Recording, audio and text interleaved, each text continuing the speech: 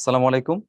Varsity কম master ক্লাসে advance problem solving এ আজকে chapter 5 এর কাজ শক্তি ও ক্ষমতার আমি তোমাদের ওয়েলকাম করছি। আমি আশিকুর রহমান আলিফ।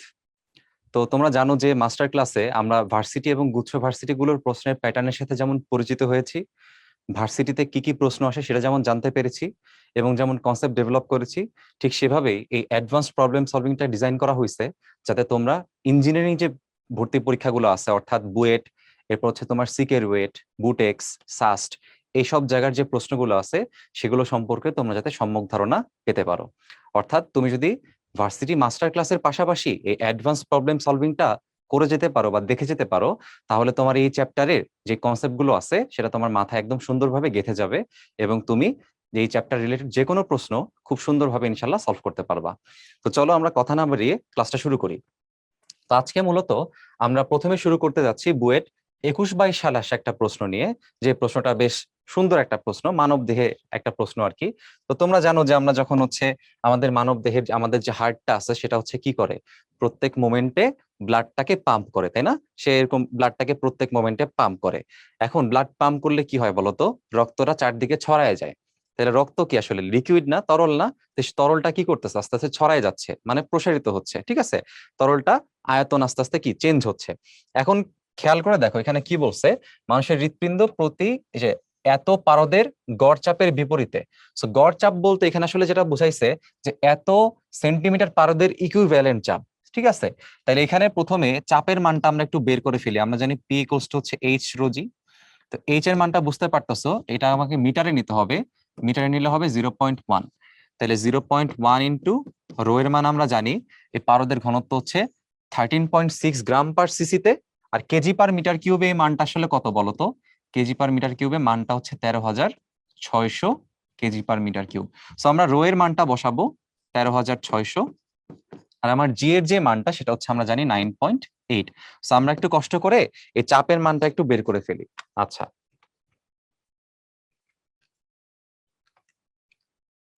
আমাদের চাপের মান আসবে 1332 প্যাসকেল।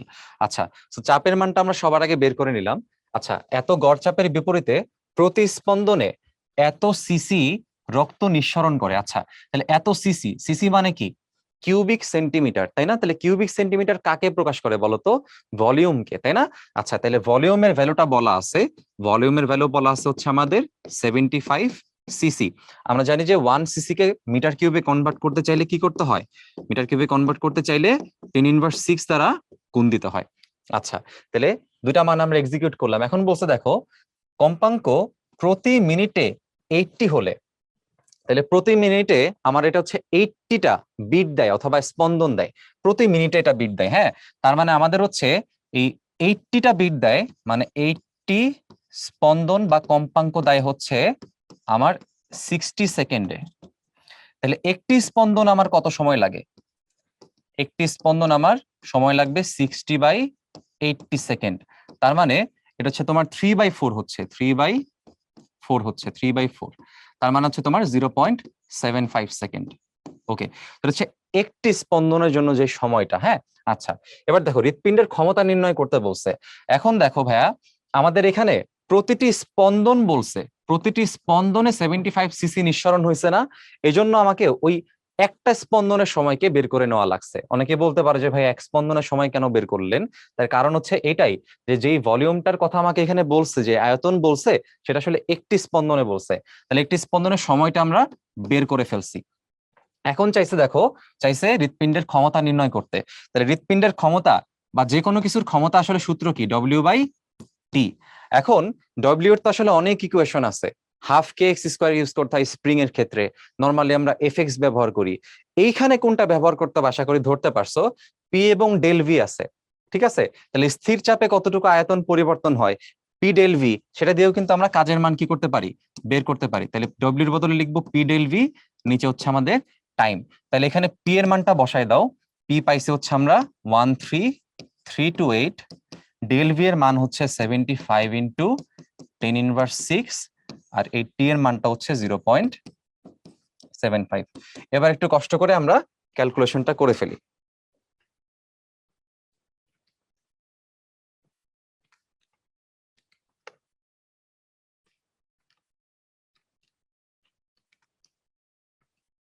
আচ্ছা, আমাদের এখানে 1.3328 এত ওয়াট হচ্ছে আমাদের ক্ষমতা আসতেছে। তাহলে আমাদের যেহেতু এখানে ক্ষমতার নির্দিষ্ট কোনো একক চাই নাই, আমরা এত ওয়াট ক্ষমতা বললেই হবে। আচ্ছা, তাহলে এই প্রশ্ন আশা করি আমরা সবাই বুঝতে পারছি। এবার চলো পরবর্তী প্রশ্ন দেখি। সিকের ওয়েটে আসছে 22-23 সালে, বলছে 30 মিটার উচ্চতা থেকে একটি বস্তুকে বিনা বাধায় পড়তে দিলে কোথায় উহার গতিশক্তি বিভব শক্তির দ্বিগুণ হবে। তাহলে মোট উচ্চতার মান হচ্ছে আমাদের বলে দিছে 30 মিটার, আমাদের বলছে গতিশক্তি বিভব শক্তির দ্বিগুণ। আচ্ছা, তাহলে গতিশক্তি বিভব শক্তির দ্বিগুণ বলছে।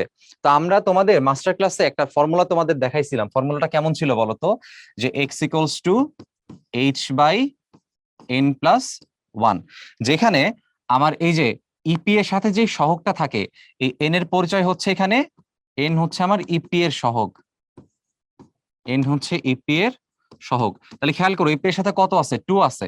তাহলে ইপি এর সাথে যেহেতু 2 আছে, আমার এখানে n এর মানটা আসলে কত হবে, 2 হবে। আর এই এক্সটা হচ্ছে তোমার ভূমি থেকে উচ্চতা, এক্সটা হচ্ছে ভূমি হতে উচ্চতা।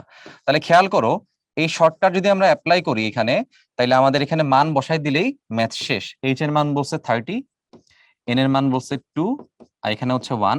তার মানে 30/3 অ্যান্সার হবে 10 মিটার। তাহলে 10 মিটার ভূমি থেকে, যেহেতু এমসিকিউ তাহলে 10টাই হচ্ছে আমাদের এখানে আসলে অ্যান্সার। আচ্ছা, তাইলে তোমাদের একটু ছোট করে বলি, যদি তোমাদের এমন বলতো যে বিভব শক্তি হচ্ছে গতিশক্তির 3 গুণ, তাইলে বলো তো, একটু চিন্তা করো ভিডিওটা পজ করে, যে তখন এন এর মানটা আসলে কত হবে। আচ্ছা, চিন্তা করছো, এবার দেখো এন এর মানটা কত হবে, তোমাদের চিন্তার সাথে মিলে কিনা একটু মিলাই নাও। এখানে ইকের মানটা দেখো তখন কি হবে, ইকের মান হবে 1/3 ইপি। তাহলে ইপি এর সাথে কত আছে, ইপি এর সাথে আছে 1/3, তার মানে এটাই হচ্ছে তখন কি হবে, এন হবে। ঠিক আছে, তো এটা হচ্ছে তোমাদের চিন্তার জন্য আমি আলাদা একটা বক্স দিয়ে রাখলাম, তোমাদের চিন্তা করার জন্য আলাদা একটা বক্স দিয়ে রাখলাম। ঠিক আছে, ওকে। এবার দেখো সিকে রুয়েটে 22-23 সালে একটা প্রশ্ন আসছে, কি বলছে, 10 মিটার গভীর একটি কুয়া থেকে ইঞ্জিনের সাহায্যে প্রতি মিনিটে আমাদের 1200 কেজি পানি উঠানো হয়েছে। এখন পানি উঠাতে ইঞ্জিনের ক্ষমতা 40% কমে গেছে, তাহলে অশ্ব ক্ষমতা কত। দেখো, যদি ক্ষমতা 40% কমে যায়, তাহলে আমার আসলে কর্মদক্ষতা কতটুকু আছে, 40% চলে গেলে আমার কর্মদক্ষতা কত থাকে, 60% কর্মদক্ষতা হচ্ছে আমাদের থাকে। তাইলে আমাকে প্রথমে যদি আমি অক্ষমতা বের করি বা ক্ষমতা বের করতে চাই, আগে কাজ বের করতে হয়। তাহলে কতটুকু কাজ আসলে আউটপুট হিসেবে পাওয়া গেছে সেটা বের করি কিভাবে আমরা, বলতো, W/T।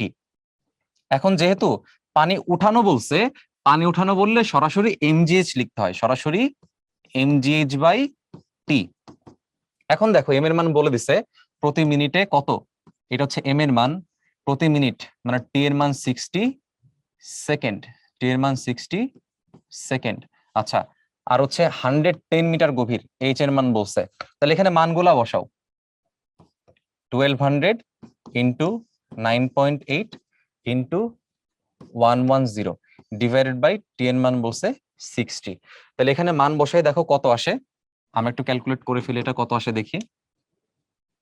ক্যালকুলেশনটাকে একটু ছোট করে ফেলতে পারো, আমরা হচ্ছে এই 0 0 কাটতে পারি, এরপর 6 হচ্ছে এর মধ্যে কয়বার যাবে, 20 বার যাবে। এবার একটু ক্যালকুলেশন ছোট করে ফেলো। আচ্ছা, সো এটা হচ্ছে আমাদের 21560 ওয়াট আসে, এটা হচ্ছে এত ওয়াট আসে।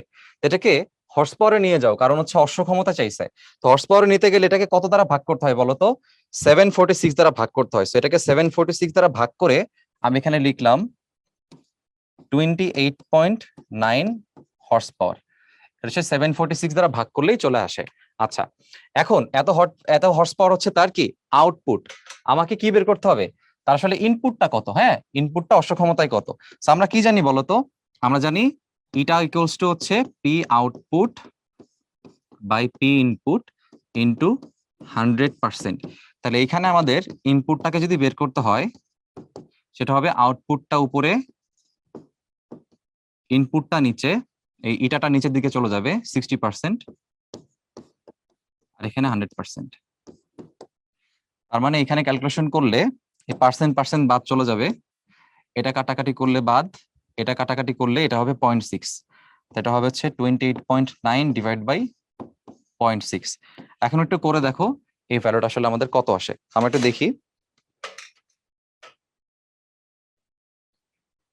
48.16 হর্স পাওয়ার হবে হচ্ছে আমাদের অ্যান্সার। তাহলে আমরা একটু দেখি 48.16 আসলে আমাদের কোনটা আছে, 168 তো, তার মানে আসলে সেটা 17 এর সমান।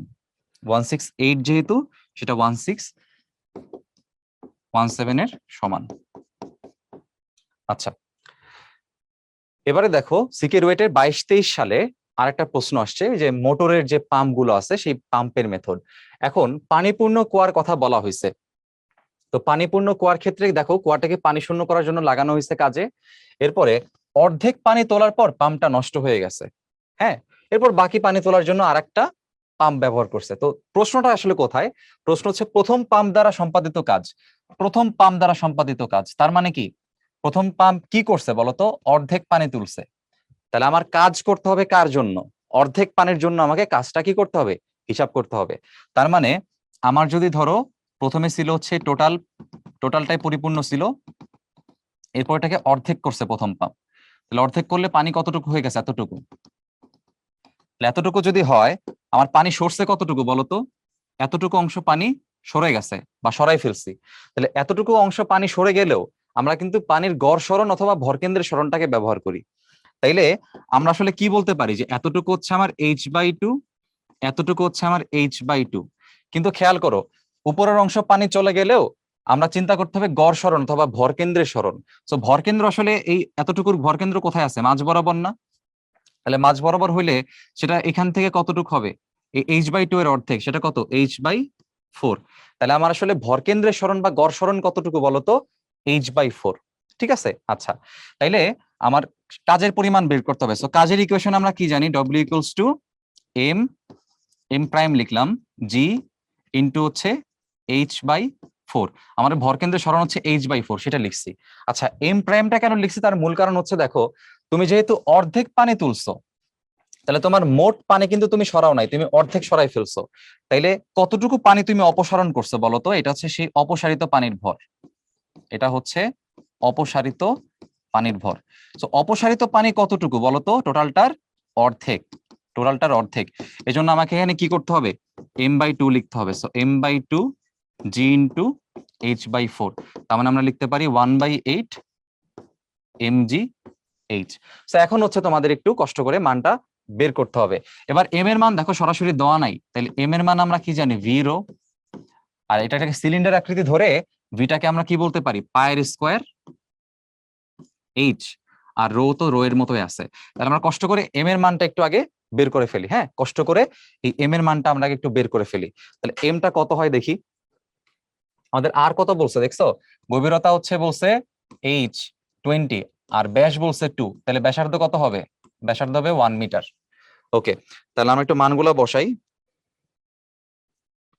পায়ের স্কোয়ার h, রো হচ্ছে আমাদের 1000। তাহলে আমাদের এখানে আসতেছে 6.28 ইন্টু 10⁴। আচ্ছা, এত কেজি আমাদের আসতেছে। তাইলে আমরা এখানে এই মানগুলো একটু বসাই দিই। এখানে আমাদের এই মানগুলো একটু বসাই দিই।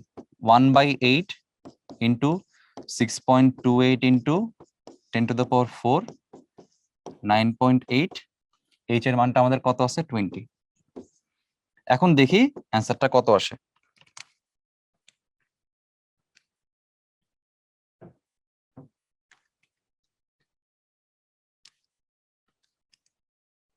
আচ্ছা, যেই ক্ষমতা বের করতে হবে, যে কাজটা বের করতে হবে, সেটা আসলে হচ্ছে আমাদের 1.539 ইন্টু 10⁶ জুল। তা আমরা একটু দেখি আসলে কোনটার সাথে আমাদের এখানে মিলে। 1.53, তো 539 মানে 54 বলা যাবে 10⁶। তার মানে আমাদের এখানে অ্যান্সার হবে হচ্ছে ডি নাম্বার। ওকে, আশা করি বুঝতেছো কিভাবে ক্যালকুলেশন গুলো করতে হচ্ছে, কিভাবে চিন্তা করতে হচ্ছে। এবারে দেখো জিএসটি 21-22 সালে আসা একটা প্রশ্ন। সংরক্ষণশীল বল দ্বারা 1 কেজি ভরের, এখানে প্রথমে বোল্ড মার্ক করতে হবে হচ্ছে আমাদের এই যে সংরক্ষণশীল বল যে শব্দটা বলছে। হ্যাঁ, আচ্ছা, এ থেকে বি বিন্দুতে একটা বস্তুকে নেওয়া হলো। তো ধরো এটা হচ্ছে আমাদের এ, এখান থেকে বি তে একটা বস্তুকে আমি নিয়েছি। এরপর বি থেকে এ বিন্দুতে আবার ফিরিয়ে আনা হয়েছে। তো বি থেকে আবার এই বিন্দুতে ফিরে আনা হয়েছে। বস্তুর উপরে কত জুল কাজ করা হয়েছে। তো সংরক্ষণশীল বল দ্বারা যদি কাজ হয় সেটা আসলে এমনি শূন্য হয়। যদি আদি বিন্দু এবং শেষ বিন্দু যদি একই হয় সেই কাজটা কত হয়? শূন্য। তো কিভাবে হয় দেখো, বুঝাই দেই। এ থেকে বি তে মনে করো উপরে উঠাইতে আমাকে কাজ করা লাগছে ধরে নাও +mgh। তাহলে উপর থেকে আবার নিচে যদি আমি আনি, তাহলে উপরের রেসপেক্ট এটা যদি 0 হয়, তাহলে নিচের দিকে গেলে কাজটা কত হয়েছে আবার -mgh। উপর রেসপেক্টে +mgh, নিচের রেসপেক্টে -mgh। তাহলে টোটাল মোট কত কাজ হইলো বলতো? টোটাল কাজ হচ্ছে mgh প্লাস হচ্ছে -mgh। তাহলে টোটাল কাজ কত হচ্ছে? 0 হচ্ছে। তো সংরক্ষণশীল বল দ্বারা যখন শব্দটা বলছে তখনই আসলে কাজের মানটা কত টাকায় দিবা? 0। কারণ কি, আদি বিন্দু থেকে শুরু করে আবার সেই আদি বিন্দুতেই ফেরত আসছে। তো এখন জিজ্ঞাসা করতে পারো যে ভাই এরকম সংরক্ষণশীল বল কে কে আছে? এটা একটু মনে রাখতে পারো। সংরক্ষণশীল বলের এক্সাম্পল হচ্ছে মহাকর্ষ বল ইটসেলফ। তো এটা হচ্ছে মহাকর্ষ বলের একটা এক্সাম্পল সম্ভবত। কারণ এখানে দেখো এ থেকে বিতে বলছে, বি থেকে আবার এতে আনছে, সংরক্ষণশীল বল বল বলে দিছে, তাহলে মহাকর্ষ বোঝাচ্ছে এখানে। আবার তোমরা যে পড়ছো তড়িৎ বল, তড়িৎ বলটাও একটা সংরক্ষণশীল বল। আবার যে স্প্রিং এর ক্ষেত্রে পড়ছো, স্প্রিং এর যে প্রত্যয়নী বল, হ্যাঁ স্প্রিং এর যে বাধাদানকারী বল, সেটাও হচ্ছে আমাদের সংরক্ষণশীল বলের এক্সাম্পল। সেটা মনে রাখো, কাজে লাগতে পারে। ঠিক আছে, এবার দেখো IoT 18-19, total of 100 joule energy is supplied two A machine. তাহলে আমি কতটুকু সাপ্লাই করছি? আমার এনার্জির ইনপুট হইতেছে 100 জুল। এবার দেখো machine is then capable of displacing a 30 newton object to 1.5 metre. আচ্ছা, তাহলে মেশিন এতটুকু কি করতে পারে? ডিসপ্লেসমেন্ট করতে পারে। তাহলে মেশিন কতটুকু কাজ করছে বলতো? মেশিন কাজ করছে হচ্ছে এফ ইন্টু এস। এফ হচ্ছে 30, এস হচ্ছে 1.5। তাহলে দেখো গুণ করলে কি হয়? গুণের টেকনিকটা হচ্ছে এই দশমিকটা এই শূন্যর কারণে উঠে যাবে। তাহলে এটা কত হবে? 3 ইন্টু 1.5, তার মানে কত হবে? 45 এত জুল। তাহলে এত জুল কাজ হচ্ছে মেশিনটা করছে। তাইলে এটা কি মেশিনের আউটপুট? তাইলে এই কাজটা হইতেছে মেশিনের কি? আউটপুট। এটাকে আমি বলতে পারি ই আউটপুট। আর মেশিনে ইনপুট দিছিলাম কত? 100 জুল। ঠিক আছে, তাইলে আমার কতটুকু এফিসিয়েন্সি বা কর্মদক্ষতা সেটা কেমনে বের করব? আমার কর্মদক্ষতা হবে উপরে হচ্ছে আউটপুট, নিচে হচ্ছে ইনপুট, ইনটু হচ্ছে 100%। তাহলে এখানে কষ্ট করে একটু ভ্যালুটা বসাই দিলেই তোমার ম্যাথ শেষ। দেখো 100 100 কাটবে, কেটে আমার অ্যান্সার আসবে 45%। ওকে, তার মানে এখানে অপশন থেকে এই হচ্ছে আমাদের কারেক্ট অ্যান্সার। এবারে দেখো আর একটা সহজ প্রশ্ন। মোটামুটি ভেক্টরের চ্যাপ্টারেও কিন্তু এরকম প্রশ্ন আমরা সলভ করে আসছি। তাইলে একটি কণার উপর একটা সার্টেইন বল ভেক্টর বলা আছে, আর কণাটি এই আদিবিন্দু থেকে, এটা হচ্ছে আমাদের আদিবিন্দু, আদিবিন্দু থেকে সে শেষ বিন্দুতে গেছে। তা আদি থেকে শেষ, শেষ থেকে আদি, এটার পার্থক্যই তো আসলে সরণ, তাই না? তাহলে আমার আসলে সরণ ভেক্টর আমি ধরে নিলাম এস। সরণ ভেক্টর কি হবে? এটা থেকে এটাকে বাদ দিতে হবে। তার মানে সরণ ভেক্টর হচ্ছে এটা থেকে আদিটাকে বাদ দিতে হবে। তাহলে কত আসে দেখো, -2 থেকে 3 কে বাদ দিলে আসবে -5i হ্যাট। 3 থেকে 4 কে বাদ দিলে এই যে মাইনাসে মাইনাসে প্লাস হয়ে যাবে, সেটা হবে 7j হ্যাট। আর এই 5 এর সাথে এটা যোগ হইলে এটা হবে 7k হ্যাট। আর আমার অলরেডি ফোর্সটা বলা আছে, ফোর্সটা কত? -2i 3j 4k। তাহলে আমার কৃতকাজের মান কত বলতো? আমার কৃতকাজের মান হবে বল এবং সরণের ডট গুণ। তাহলে বল আর সরণের ডট গুণ করলে আয়ের সাথে আই গুণ হবে, আয়ের সাথে আই গুণ হবে, জে এর সাথে জে গুণ হবে, কে এর সাথে কে গুণ হবে। তাহলে সহজ গুণ, গুণ করে ফেলো। 10 + 21 + 28। তাহলে আমাদের এখানে কত আসে দেখো, এখানে আসে 49, আর 10 যুক্ত হয়ে যাবে 59 এত জুল। তো আমাদের অ্যান্সার হবে হচ্ছে ডি, 59। এবারে দেখো একটা মেঘের অঙ্ক। হ্যাঁ, আমরা এবার মেঘের প্রবলেম সলভ করবো আর কি। তা দেখি চলো মেঘের কি প্রবলেম। পৃথিবী পৃষ্ঠ থেকে সার্টেন উপরে কিছু একটা মেঘ ভেসে আছে। এবার মেঘ বৃষ্টি রূপে নেমে এসে ভূপৃষ্ঠে এত স্থানে, এটা হচ্ছে আমার উচ্চতা বলা ছিল, এত স্থানে দেখো কিলোমিটার স্কোয়ার, তার মানে এটা হচ্ছে একটা এরিয়া দেওয়া আছে, ক্ষেত্রফল দেওয়া আছে, আর এতটুকু গভীরতার পানি সৃষ্টি করতে পারে। তাহলে ধরো এই মেঘটা এই নিচের দিকে এসে বৃষ্টির উপর নেমে আসে ভূপৃষ্ঠে কি তৈরি করছে, এত গভীরতার পানি। তাহলে সে মনে করো এতটুকু পানি তৈরি করে ফেলছে, এতটুকু পানি তৈরি করে ফেলছে মেঘ দ্বারা।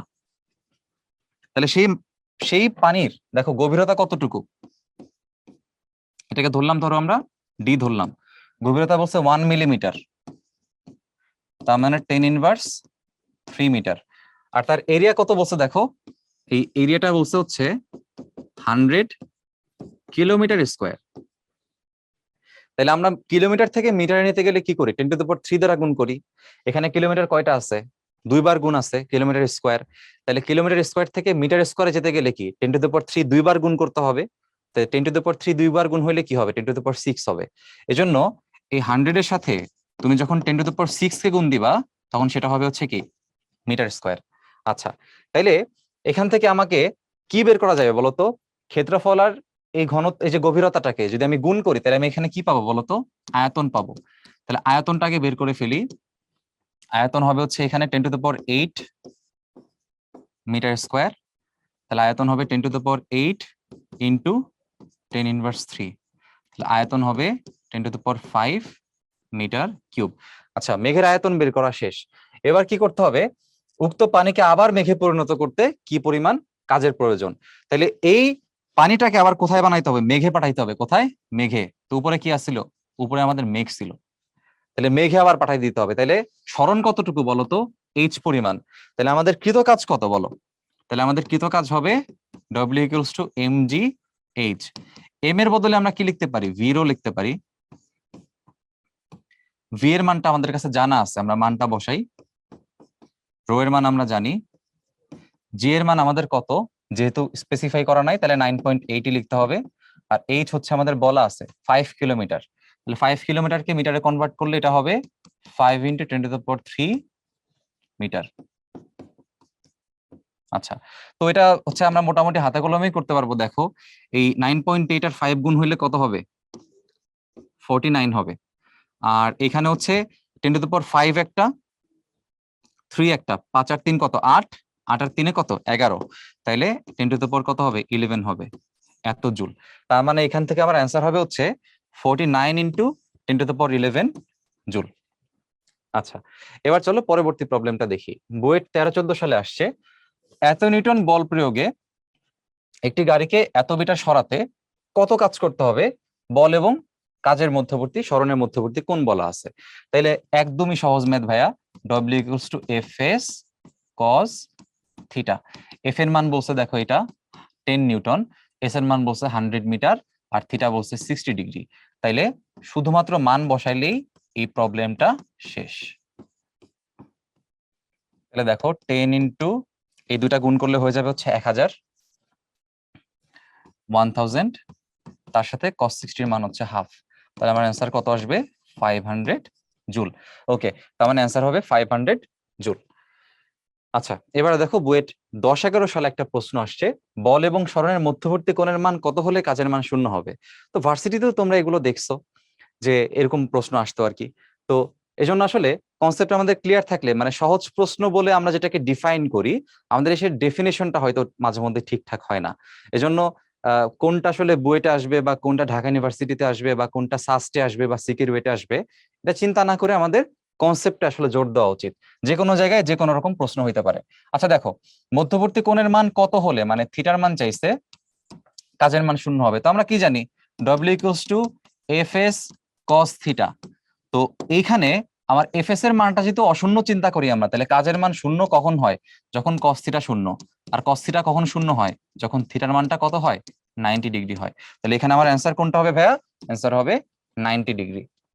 আচ্ছা, এবারে দেখো বুয়েট 10-11 সালে আরেকটা প্রশ্ন আসছে, প্রশ্নটা দেখি কি বলছে। 40 নিউটন ওজনের একটা বস্তু, আচ্ছা ওজন বলে দিছে, ওজন বলা মানে কি সরাসরি এফ বলে দিছে, হ্যাঁ। আচ্ছা, মেঝে থেকে 3 মিটার উঁচুতে, তাহলে এখানে কি বলে দিছে বলতো, এইচ বলে দিছে। 2 সেকেন্ড ধরে রাখতে কাজের পরিমাণ, আচ্ছা কাজের পরিমাণ, এখানে একটা কথা দেখো বলছে ধরে রাখতে। এখন তুমি যদি একটা বস্তুকে এরকম ধরে রাখো, 2 সেকেন্ড ধরে রাখো আর 2 দিন ধরে রাখো, ধরে রাখলে তো আসলে কোনো কাজ হচ্ছে না, স্মরণ হইতে হবে তো, তাই না? তাইলে ধরে রাখলে আমার স্মরণ কত বলতো, ধরে রাখলে আমার স্মরণের মানটা হচ্ছে কত, 0। সরণ যদি কখনো শূন্য হয় আর কাজের মান কত হবে? আমার কাজের মান আসলে কত হবে? শূন্য হবে। এজন্য এখানে আসলে কোনো কাজ হবে না। ঠিক আছে, তুমি উচ্চতা ধরে রাখছো, ফাইন, কিন্তু তুমি তো সরণ ঘটাও নাই। যেহেতু সরণ ঘটাচ্ছ না, এজন্য কাজের মানটা শূন্য হবে। কেউ আবার এটা ভুল করে এফএইচ করে দিও না। আমরা কিন্তু এটা বলে নাই এফএইচ তুমি কখন করতা। অনেকে বলতে পারে যে ভাইয়া ডব্লিউ ইকুয়ালস টু এফএইচ করলেই তো হইতো। এফএইচ করলে হবে না। এফএইচ কখন? যদি এটা বলতো যে ভূমি থেকে 3 মিটার উচ্চতায় তুলছে, যে 3 মিটার উচ্চতায় ভূমি থেকে তুলছে, তখন কিন্তু কাজ কত, তখন আমি এফএইচ করতাম। কিন্তু আমার কিন্তু এখানে ধরে রাখতেছি, আমি কিন্তু কোনো সরণ ঘটাই নেই, এজন্য এখানে সরণটা হচ্ছে কত? শূন্য। ওকে, আশা করি বুঝতেছো যে এটা দিয়ে এই ম্যাথটা করা যাবে না। এই সূত্র ঠিক আছে, এই ম্যাথের জন্য আমাদের সূত্রটা ঠিক নেই। আচ্ছা, এত কেজি ভরের একজন ব্যক্তি এত বোঝা নিয়ে, তাহলে খেয়াল করো, একটা ব্যক্তি একটা বোঝা মাথায় নিয়ে একটা সিঁড়ি বেয়ে উপরের দিকে উঠতেছে। আচ্ছা, এবার সিঁড়ি আনুভূমিক তলের সাথে 30 ডিগ্রি কোণ আছে। তো আমরা ম্যাথটা সহজে বোঝার জন্য ধরো এভাবে একটা চিত্র ড্র করি। এরকম হচ্ছে আমাদের সিঁড়িটা আছে। এখন এই সিঁড়িটার ভূমির সাথে কত কোণ আছে? আমরা হচ্ছে এরকম স্ট্রেট পথ চিন্তা করি, ভূমির সাথে 30 ডিগ্রি কোণ আছে। এখন দেখো, যে মানুষটা উঠতেছেন, যার মাথায় এরকম বোঝা আছে একটা রাখা, এই বোঝা সহ ব্যক্তির যে মোট ভর, ব্যক্তির ভর 70, বোঝার ভর 20, তাহলে মোট ভর কত হইল? মোট ভর হইল 90 কেজি। এবার সিঁড়ির দৈর্ঘ্য বলা আছে, দেখো সিঁড়ির দৈর্ঘ্য বলছে কত? 6 মিটার দীর্ঘ বলছে। তাহলে সিঁড়ির দৈর্ঘ্য যদি 6 মিটার হয়, এটা হচ্ছে আমাদের 6 মিটার। তাহলে আমার আনত তল বরাবর কৃতকাজের সূত্র কি ছিল বলতো? আনত তল বরাবর কৃতকাজের সূত্র ছিল mgh, এখানে এইচ না লিখে এস লিখি, যেহেতু আমরা হচ্ছে আনত তল বরাবর হিসাব করতেছি, mgs সাইন থিটা। তাহলে এখানে mgs সাইন থিটা দিয়ে করলে আসলে ম্যাথ শেষ। আর কেউ যদি এটা করতে চাও যে না ভাইয়া আমি হচ্ছে আপনার mgh দিয়ে করব, তার ক্ষেত্রে তোমার এই উচ্চতাটা কি করতে হবে? বের করে নিতে হবে। উচ্চতা বের করে নিয়ে তুমি যদি এখানে mg সূত্র দিয়ে ম্যাথটা করো, তাও কিন্তু তোমার ম্যাথটা হয়ে যাবে, কোনো সমস্যা নাই। আচ্ছা, তো আমরা এটা দিয়ে করি, প্রথমটা দিয়ে করি। এম এর মান হচ্ছে আমাদের 90, জি এর মান 9.8, এস এর মান বলছে 6, আর সাইন থিটা সাইন 30 ডিগ্রি। তাইলে এটা হচ্ছে দেখো 90 ইন্টু 9.8, 6, সাইন 30 মান হচ্ছে আমাদের হাফ। তাহলে এই হাফ আর 6 মিলে কত হবে? 3 হবে। আচ্ছা, 3 আর 90 মিলে হবে কত? 270। তো 270 সাথে 9.8 গুণ আছে। এখন ধরে নাও এটা যদি এমসিকিউ আসতো, তাহলে এমসিকিউ যদি আসতো তাহলে তুমি কেমনে মিলাইতা বলো তো? তখন 9.8টাকে 10 চিন্তা করতা। তাহলে 10 চিন্তা করলে 9.8 এর সাথে 10 যদি চিন্তা করো, তাহলে 270 এর সাথে গুণ হয়ে কত হইতো? 2700 হইতো, তাই না? তাহলে 2700 থেকে একটু ছোট যে অ্যান্সারটা, সেই অ্যান্সারটা হচ্ছে আমাদের জন্য আসলে ঠিক থাকতো। এখন এটা তো আসলে এমসিকিউ না, রিটেন, তাহলে তুমি ক্যালকুলেটর ইউজ করতে পারো, রুয়েটে আসছিল আর কি। আচ্ছা, তো এমসিকিউ আসলে 2700 থেকে একটু কম হবে আমাদের অ্যান্সার, ঠিক আছে? যদি এমসিকিউ তে এটা আসতো, তাহলে আমাদের অ্যান্সারটা কি 2700-র কাছাকাছি, মানে ধরো আনুমানিক 2650-60 এরকম কিছু একটা হবে। আমরা একটু করে দেখি এটা কত আসে।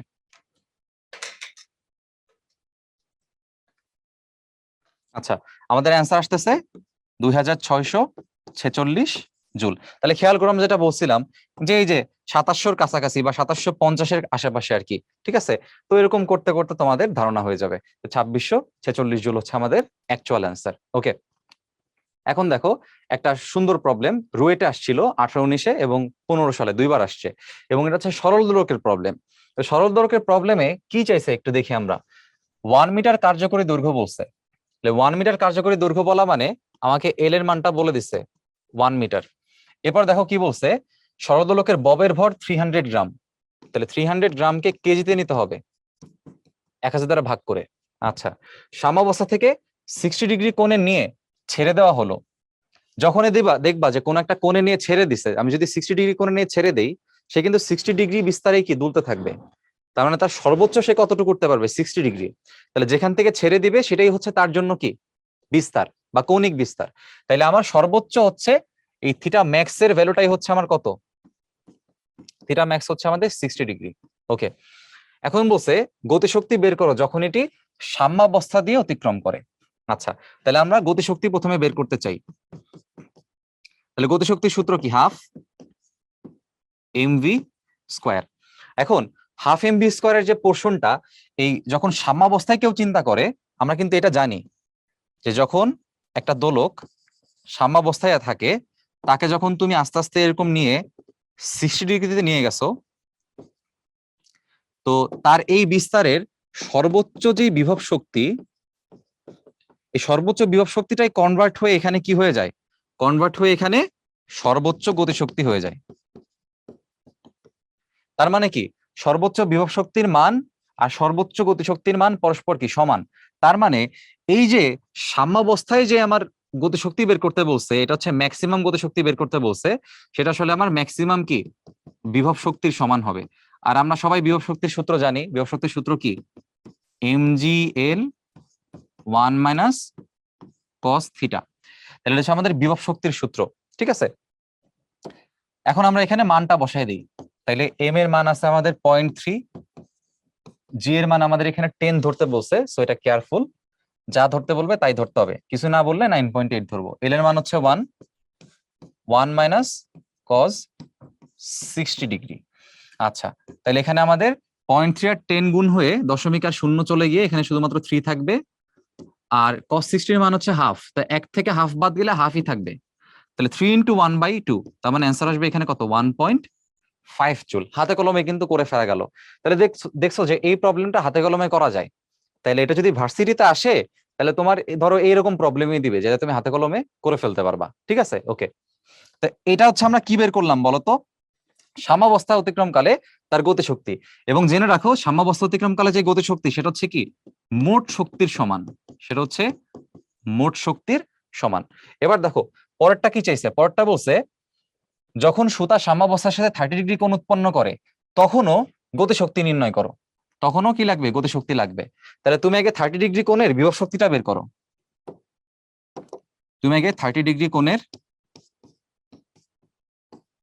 বিভব শক্তিটা বের করো।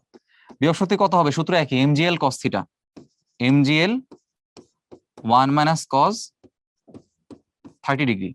ঠিক আছে, এরপরে কি করবা, মোট শক্তি থেকে তুমি হচ্ছে এই বিভব শক্তিকে বাদ দিবা, তাইলে তো গতিশক্তি পাবা। তাহলে মোট শক্তি থেকে যদি আমি টোটালটা থেকে এই বিভব শক্তিটাকে বাদ দিই, তাহলে আমি কি পাবো, গতিশক্তি পাবো। ঠিক আছে, সো এটা তো তোমাদের প্রসেস বুঝাই দিলাম, সো আমি তোমাদের শর্টে করাবো আর কি। এই টোটাল থেকে বিভব শক্তিকে বাদ দিলে তোমার সূত্রটা কেমন দাঁড়াবে জানো, তোমার সূত্র দাঁড়াবে mgl cos থিটা মাইনাস, দেখো মোট শক্তির মধ্যে যে এখানে দেখো টোটাল থেকে তুমি ইপি বাদ দিচ্ছ না, টোটালের মধ্যে কি আছে, এই থিটাটা ছিল কিন্তু, এবং এই 60 ডিগ্রি হচ্ছে আমাদের এখানে থিটা ম্যাক্স। তার মানে আমি আসলে কি বলতে পারি, এই থিটাটা হচ্ছে থিটা ম্যাক্স। তাহলে তুমি কি করবা, টোটাল থেকে যখন বাদ দিচ্ছ, টোটালের মধ্যে থিটা ম্যাক্স আছে আর ইপি এর মধ্যে হচ্ছে 30 ডিগ্রি আছে, তার মানে এখানে কস থিটা থেকে কি বাদ যাবে, কস থিটা ম্যাক্স বাদ যাবে। তো এটা গতিশক্তির জন্য সূত্রটা মনে রাখবা, তোমাদের তাহলে সময় অনেক বাঁচবে, কষ্ট করে বিভব শক্তি বের করে মোট থেকে বাদ দেওয়া লাগবে না। গতিশক্তির ক্ষেত্রে শর্টকাটটা হচ্ছে এটা, mgl যেই থিটাই চাইছে গতিশক্তি, সেই থিটাটা বসাবা মাইনাস কস থিটা ম্যাক্স। এই থিটা ম্যাক্সটা প্রশ্ন সবসময় তোমাকে দিয়ে দিবে। আচ্ছা, তাহলে এখান থেকে আমরা একটু মানটা বসাই ফেলি। আমাদের mgl cos theta max, M এর মান হচ্ছে 0.3, জি এর মান 9.8, এল এর মান 1 cos 30 মাইনাস cos 60 ডিগ্রি। আমি একটু দেখি কত আসে।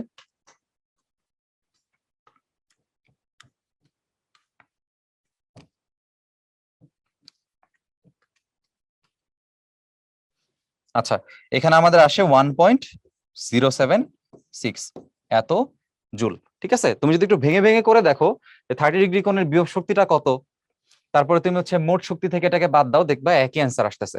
এজন্য গতিশক্তি বিভব শক্তির যে টার্মটা, এই ফর্মুলাটা তোমরা একটু মনে রাখবা। তো তোমাদের বোঝার সুবিধার্থে আমি একটা আলাদা পেজে এখানে একটু সবগুলো ছোট করে তোমাদের একবারে লিখে দেই, যাতে এই শর্টকাটটা তোমাদের মনে থাকে।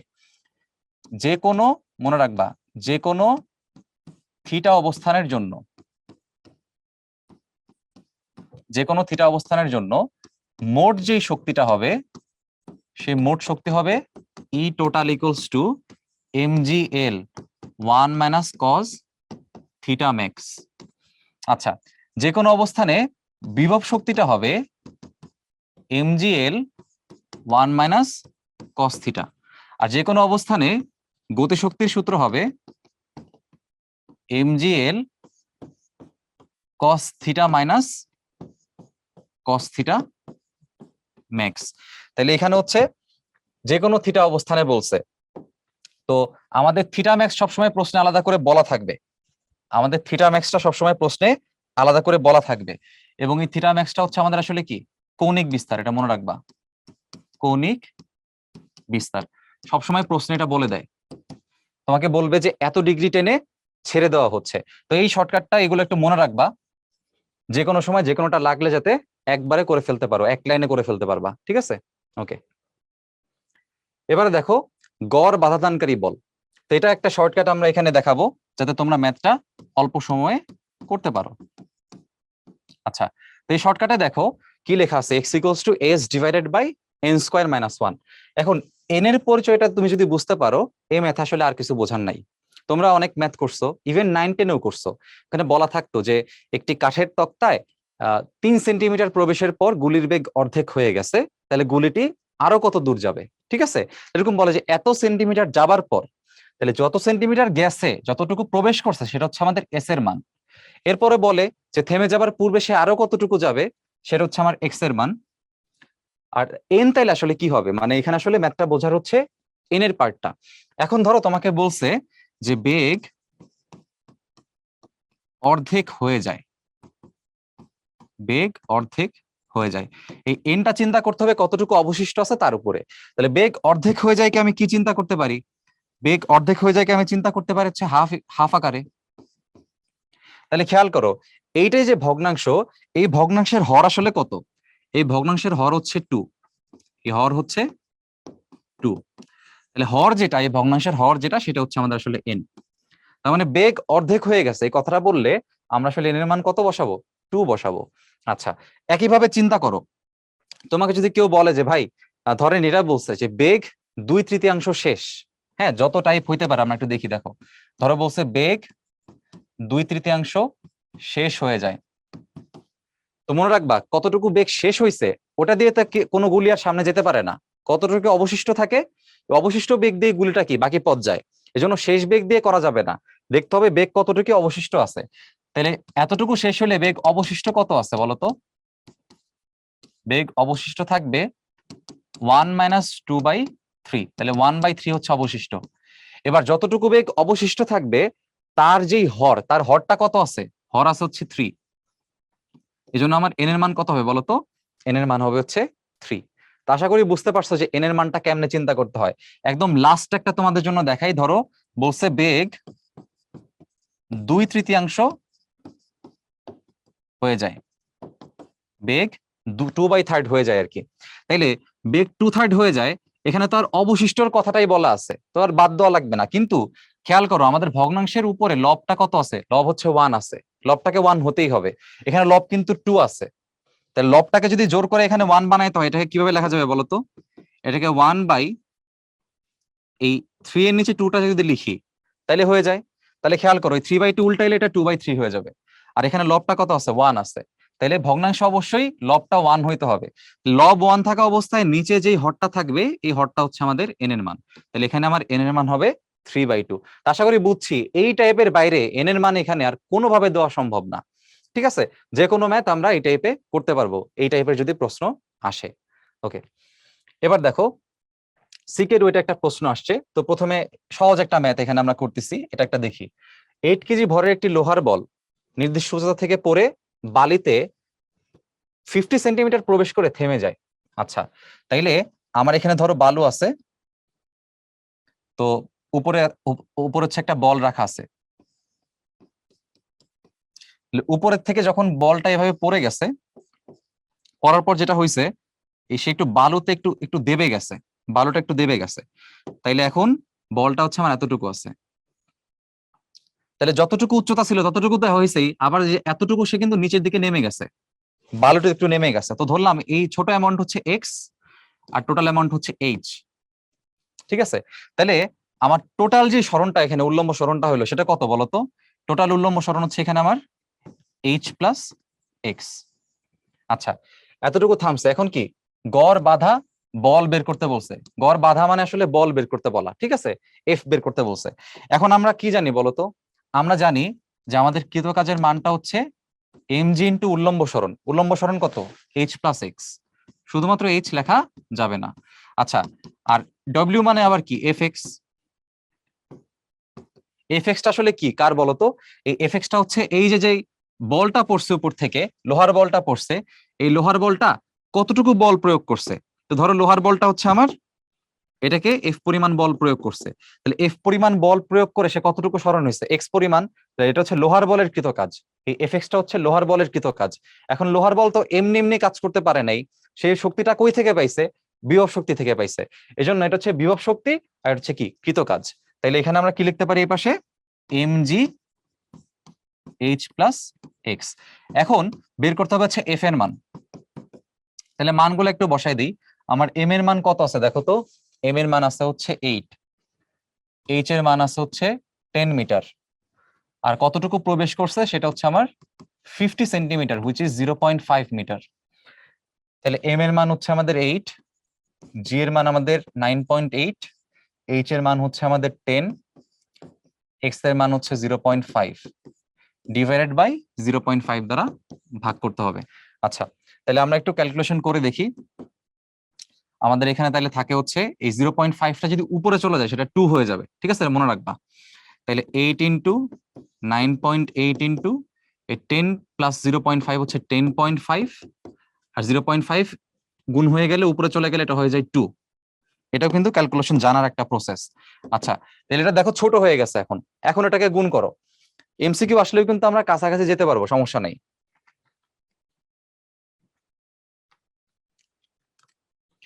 তাহলে এখানে আমাদের অ্যান্সার আসে হচ্ছে 1646.4 এত নিউটন।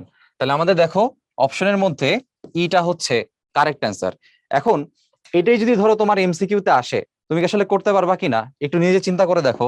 তুমি যদি এটাই এমসিকিউতে আসে, তুমি এটাকে 8 রাখো, 9.8 কে 10 চিন্তা করো, 10.5 কে 10.5 চিন্তা করো, আর 2টাকে 2 রাখো।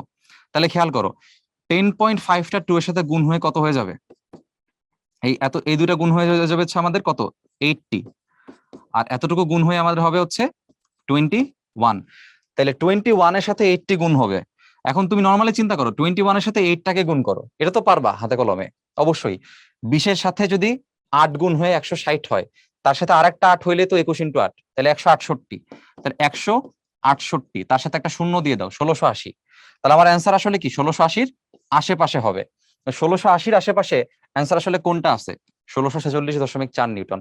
আশা করি বুঝছো, এমসিকিউ আসলেও এই অ্যাপ্রক্সিমেশনের মাধ্যমে এই ক্যালকুলেশন গুলো আসলে কি করে ফেলা যায়। আচ্ছা, এবারে দেখো, আইওটি 19-20 একটা প্রশ্ন আসছে। কি বলছে? A woodpecker is pecking a tree. কাঠঠোকরা আছে না, কাঠঠোকরা, একটা কাঠে একটা গাছ আছে, গাছে কন্টিনিউয়াসলি সে তার কাজ করতেছে। আচ্ছা, it's head comes to A stop from N internal initial velocity. তো কামস টু এ স্টপ বলা মানে কি? তার শেষ বেগ কত হয়ে গেছে? 0।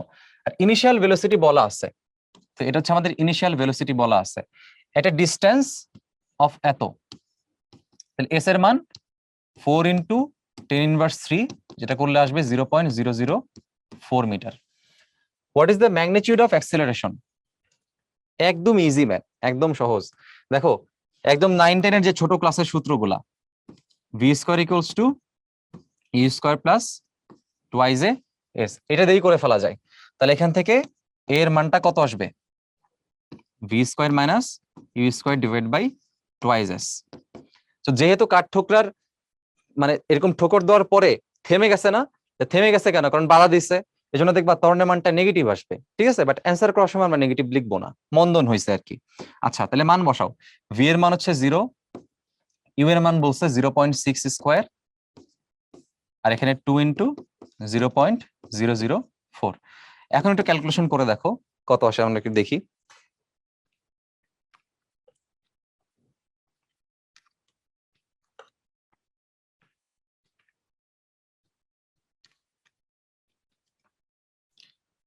$45 মিটার পার সেকেন্ড স্কোয়ার। তাহলে আমাদের এখানে যেহেতু মাইনাস আসছে, মাইনাসটা আসলে কি সিগনিফাই করে বলতো? মাইনাস বোঝায় যেটা আসলে মন্দন হয়েছে। তো মন্দন বলে যদি আমি মান বলি তখন তো আর মাইনাস বলা লাগে না। তো এখানে হচ্ছে আমার হবে 45 মিটার পার সেকেন্ড স্কোয়ার। আচ্ছা, এবার দেখো বুটেক্স 14-15 একটা প্রশ্ন আসছে। কি আসছে? এম ভরের একটি বস্তুর গতিশক্তি এত, ভরবেগ কত? তাহলে ইজি বিষয়, আমরা জানি গতিশক্তির মানটা হচ্ছে T square by twice M. তাহলে ভরবেগের মানটা কত হবে? টি হবে root over twice M E. তাহলে এখানে আমার অপশনে root over twice M E, এটা হচ্ছে আমাদের কারেক্ট অ্যান্সার। বুয়েট 8-9 সালে একটা প্রশ্ন আসছে, দেখো একটি বুলেট একটি দেয়ালের মধ্যে এত সেন্টিমিটার প্রবেশ করার পর আদিবেগের অর্ধেক হারায়। তাহলে অর্ধেক যদি হারায়, অর্ধেক অর্ধেক তো এখানে মিলে যাচ্ছে, কিন্তু তোমরা যাতে ভুল না করো এই জন্য তোমাদের আমি একটু বুঝাই দিচ্ছি। অর্ধেক হারাইলে অবশিষ্ট কত আছে? সবসময় অবশিষ্ট বের করে ম্যাথ করবা। অবশিষ্ট আসলে হাফই আছে, অর্ধেকই আছে।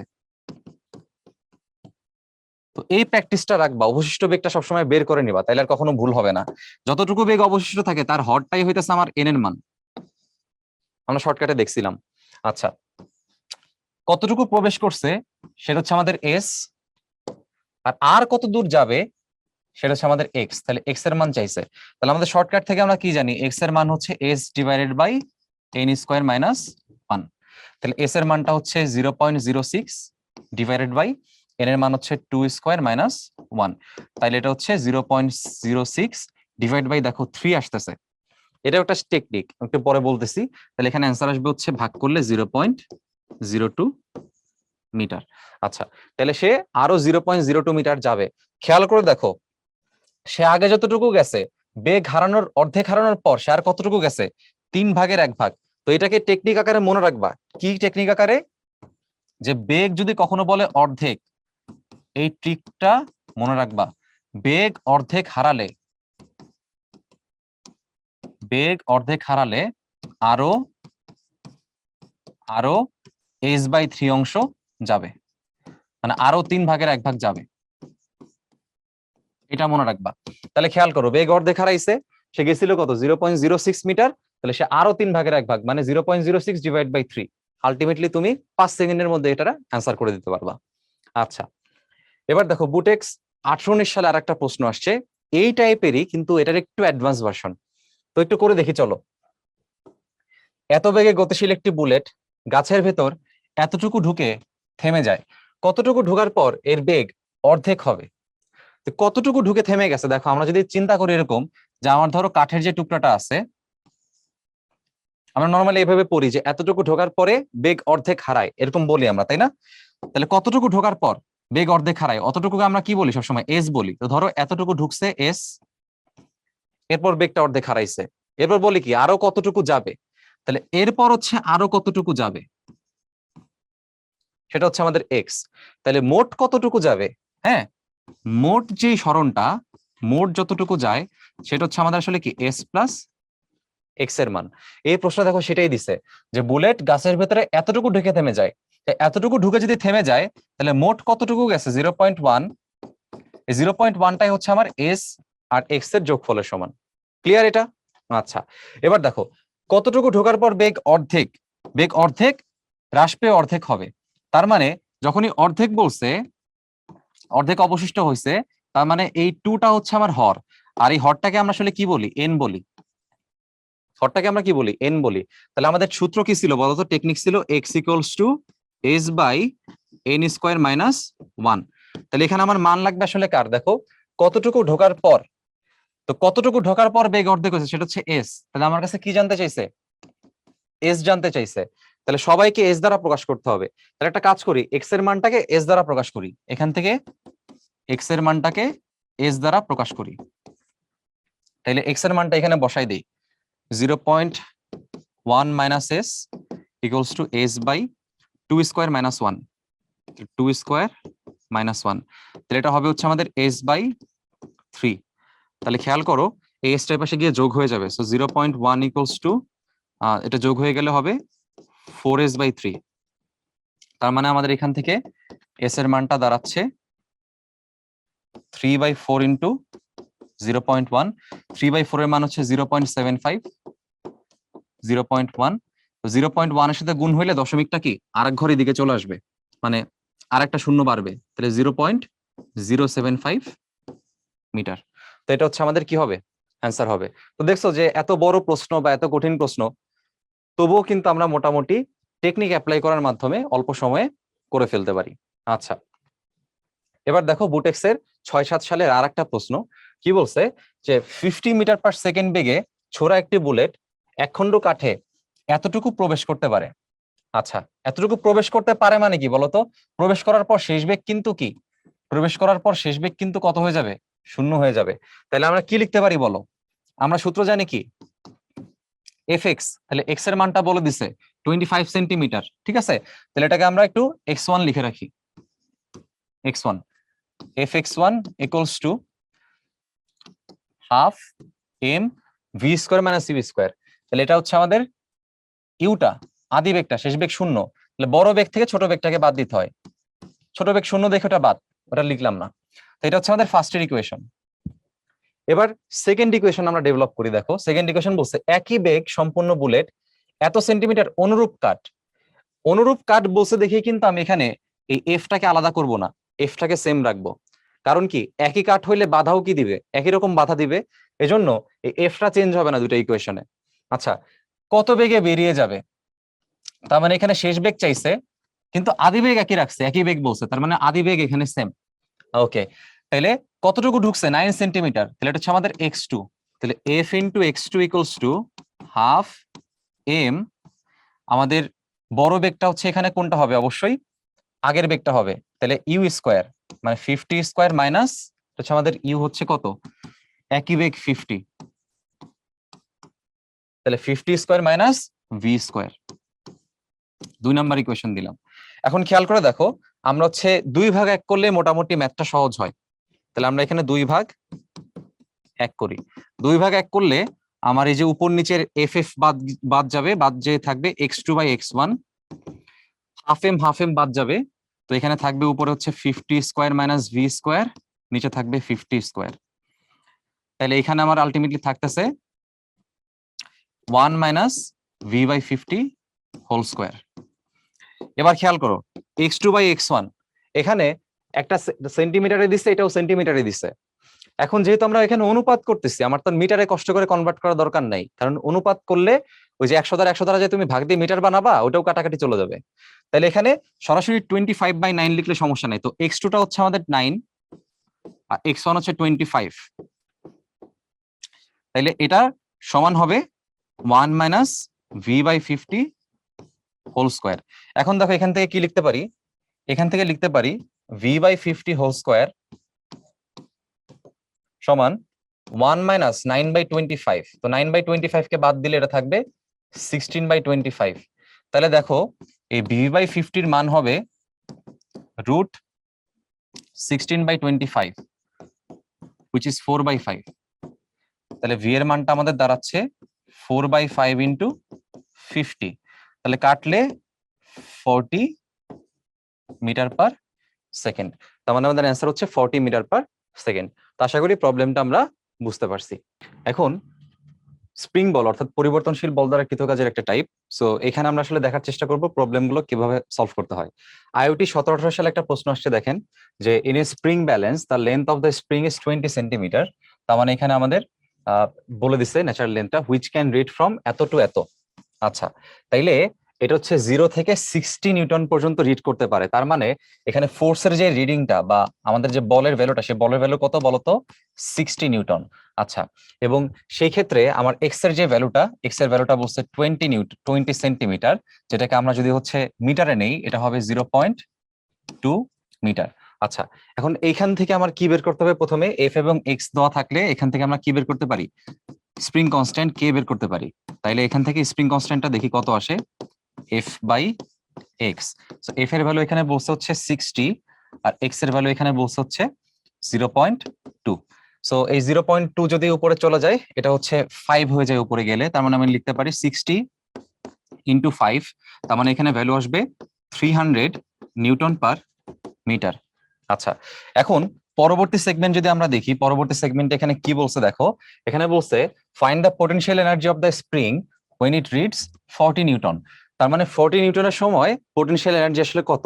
তাহলে খেয়াল করো, এখানে নতুন যে ফোর্স সেটা যদি আমাদের 40 নিউটন হয়, আমার যেহেতু স্প্রিং পরিবর্তন করি নাই, তার মানে আমার স্প্রিং ধ্রুবকটা কি থাকবে?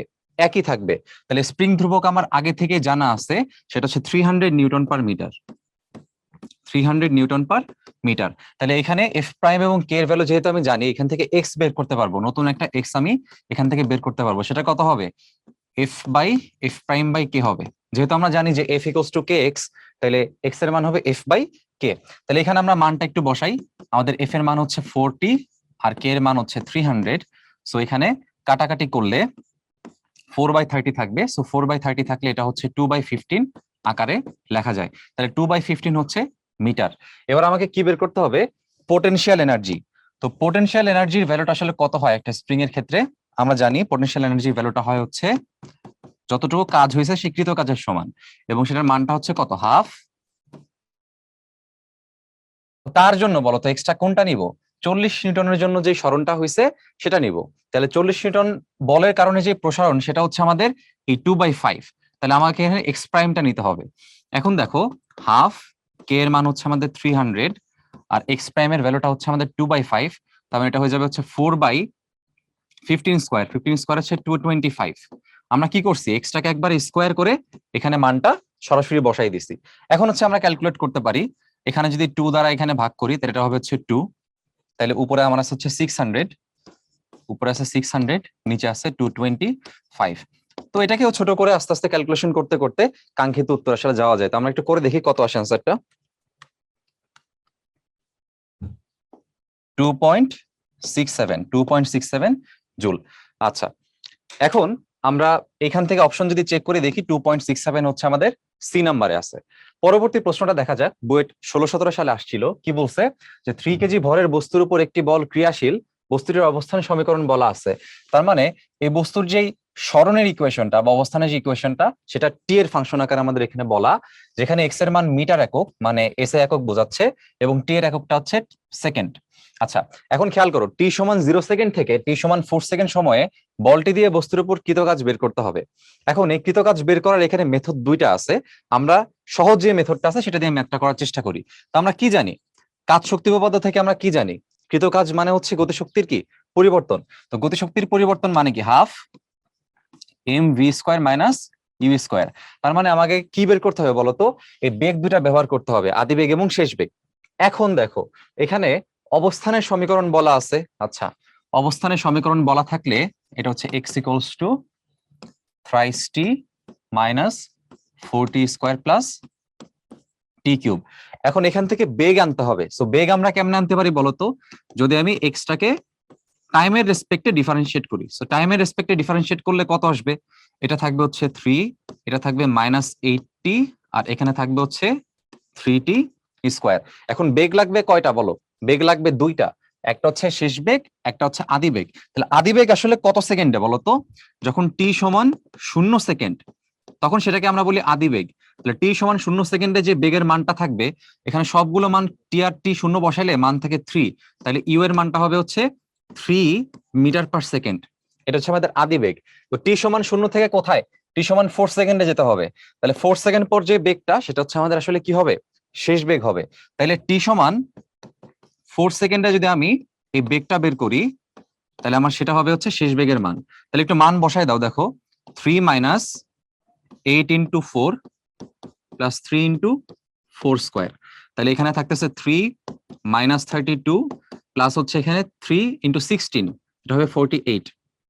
তাহলে এখানে আমাদের থাকতেছে কত? দেখো, 48 এর সাথে 3 যোগ হয়ে হচ্ছে 51 হচ্ছে। 51 থেকে 32 আমাদের বাদ যাচ্ছে। তাহলে 51 এর সাথে 32 যদি বাদ যায়, আমাদের এখানে থাকে 21।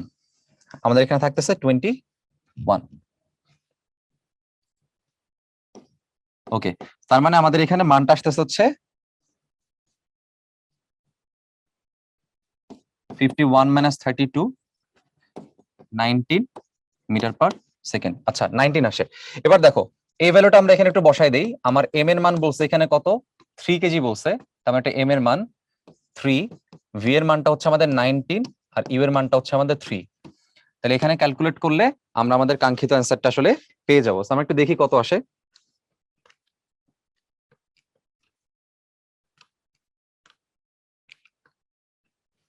ওকে, সো আমাদের অ্যান্সার আসে হচ্ছে 528 জুল। ওকে, সো আমাদের অ্যান্সার হচ্ছে 520 জুল। আচ্ছা, এবার পরবর্তী প্রশ্নটা দেখা যাক।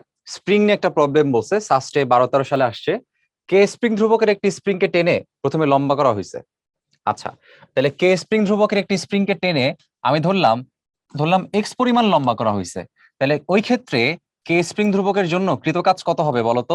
আমি লিখে রাখলাম হাফ কে এক্স স্কোয়ার, এটাকে 1 নম্বর ইকুয়েশন দিয়ে রাখলাম। এখন চিন্তা করো, দ্বিতীয় আর একটা স্প্রিংকে এর অর্ধেক পরিমাণ লম্বা করছি। আচ্ছা, তাহলে দ্বিতীয় যে আর একটা স্প্রিং তাকে কত পরিমাণ লম্বা করছি? দেখো, অর্ধেক পরিমাণ লম্বা করছি। তাহলে আগেরটা যেহেতু আমি এক্স পরিমাণ লম্বা করছি, এটার অর্ধেক কত হবে? x/2। আচ্ছা, অর্ধেক লম্বা করতে কি পরিমাণ কাজ করতেছে? দেখো, দ্বিগুণ কাজ করতে হয়েছে। তার মানে আগেরটা ডব্লিউ হইলে এটা কত হবে? 2w। তাহলে নতুন ইকুয়েশন লেখো, 2w সমান হবে হাফ কে প্রাইম। স্প্রিং কিন্তু চেঞ্জ হয়ে গেছে, কেমনে বুঝলা? কারণ দেখো কি বলছে, দ্বিতীয় একটি স্প্রিং। তো যখন স্প্রিং পরিবর্তন হয় তখন স্প্রিং ধ্রুবকটাও কি হয়? পরিবর্তন হয়। তাহলে দ্বিতীয় স্প্রিং এর স্প্রিং ধ্রুবকটা বের করতে বলছে, সেটা আমরা ধরলাম হচ্ছে কে প্রাইম। এজন্য এখানে আমরা কে না লিখে কি লিখবো? কে প্রাইম লিখবো। আর তার জন্য স্মরণ কত দেখো, দ্বিতীয় স্প্রিং এর x/2 হোল স্কোয়ার। তো এখান থেকে আমরা দেখো লিখতে পারি twice w equals to half K prime into এটা হবে x²/4। তাহলে ফাইনালি আসলে আমরা কি লিখতে পারি? আমরা এটাকে আরেকটু ছোটখাটো করে ফেলি। সো ফাইনালি আমরা এটাকে এভাবে লিখতে পারবো যে হাফ, একবারে গুণ করে দিই, দেখো 2 এবং 8 4 গুণ হয়ে 8 হয়ে যাবে। So 1/8 K prime x²। এটা হচ্ছে আমার 2w এর মান। এটাকে আমরা 2 নাম্বার দিয়ে রাখলাম। এবার দেখো, 1 আর 2 কে আমরা যদি সিম্পলি ভাগ করি, 2/1 যদি আমরা করে ফেলি, তাইলে এই কে প্রাইমটা উপরে থাকবে। আমার কে প্রাইমের মান কিন্তু বের করতে হবে, তাই না? তাহলে এই মানটা উপরে থাকবে আর এই মানটা নিচে থাকবে। তার মানে 1/8 K prime x² divide by 1/2 K x² equals to, এখানে দেখো 2/1 করছে, তাহলে 2 এরটা উপরে 2w উপরে বসবে আর w-টা নিচে বসবে। তাহলে 2w উপরে লিখলাম আর w-টা নিচে লিখলাম। এবার দেখো ছোট্ট করে কাটাকাটি করে ফেলবো। w বাদ, x² বাদ। আচ্ছা, এই 2টা কোথায় চলে যাবে বলো? 2টা উপরে চলে যাবে। তাহলে একটা কাজ করি, আগে এখানে কাটাকাটি করি। এখানে এভাবে কাটাকাটি যায়, এখানে 4 থাকে, 4টা নিচে চলে আসবে।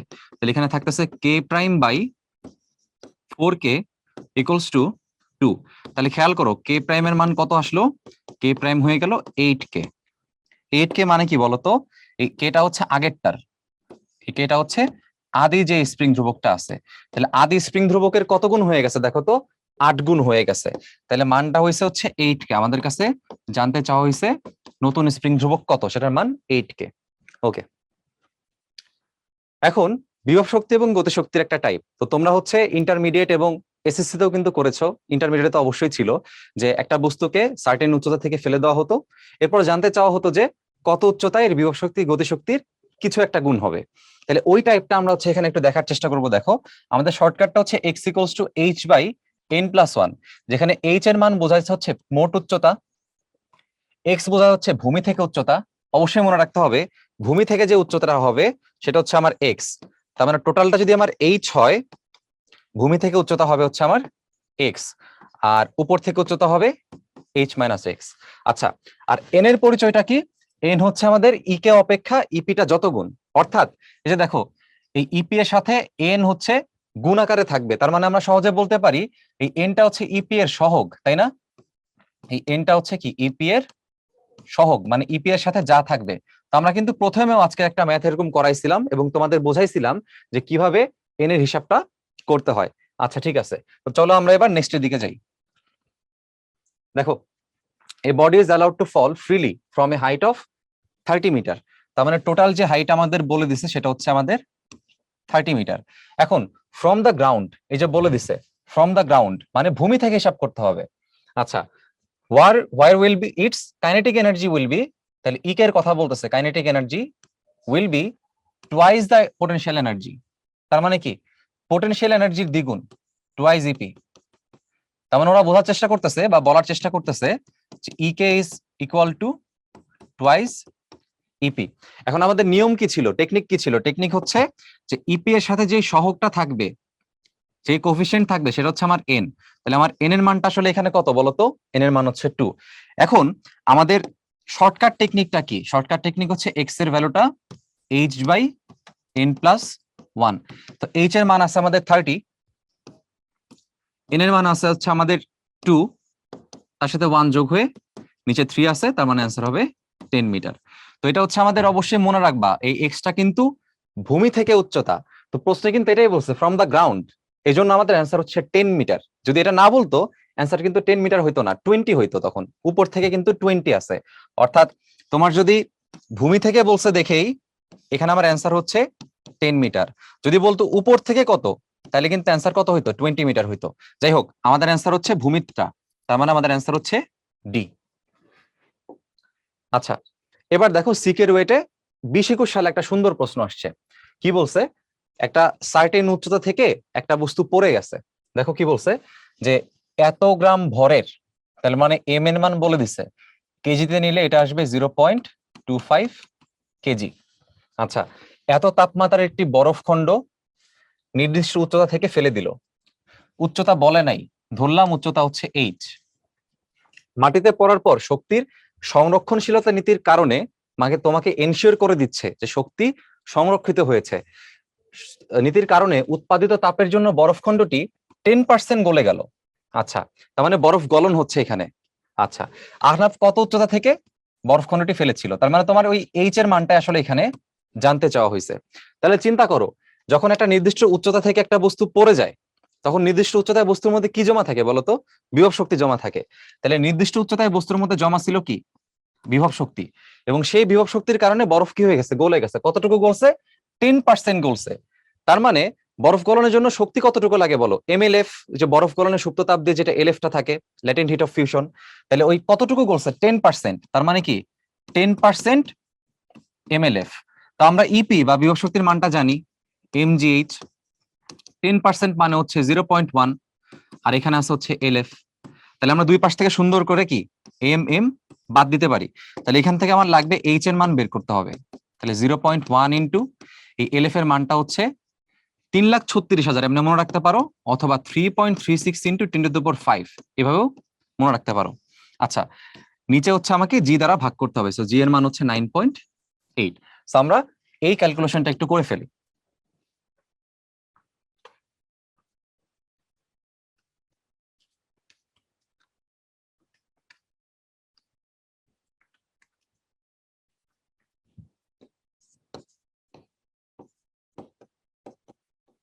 ওকে, সো আমাদের आंसर হচ্ছে 3428.57 মিটার।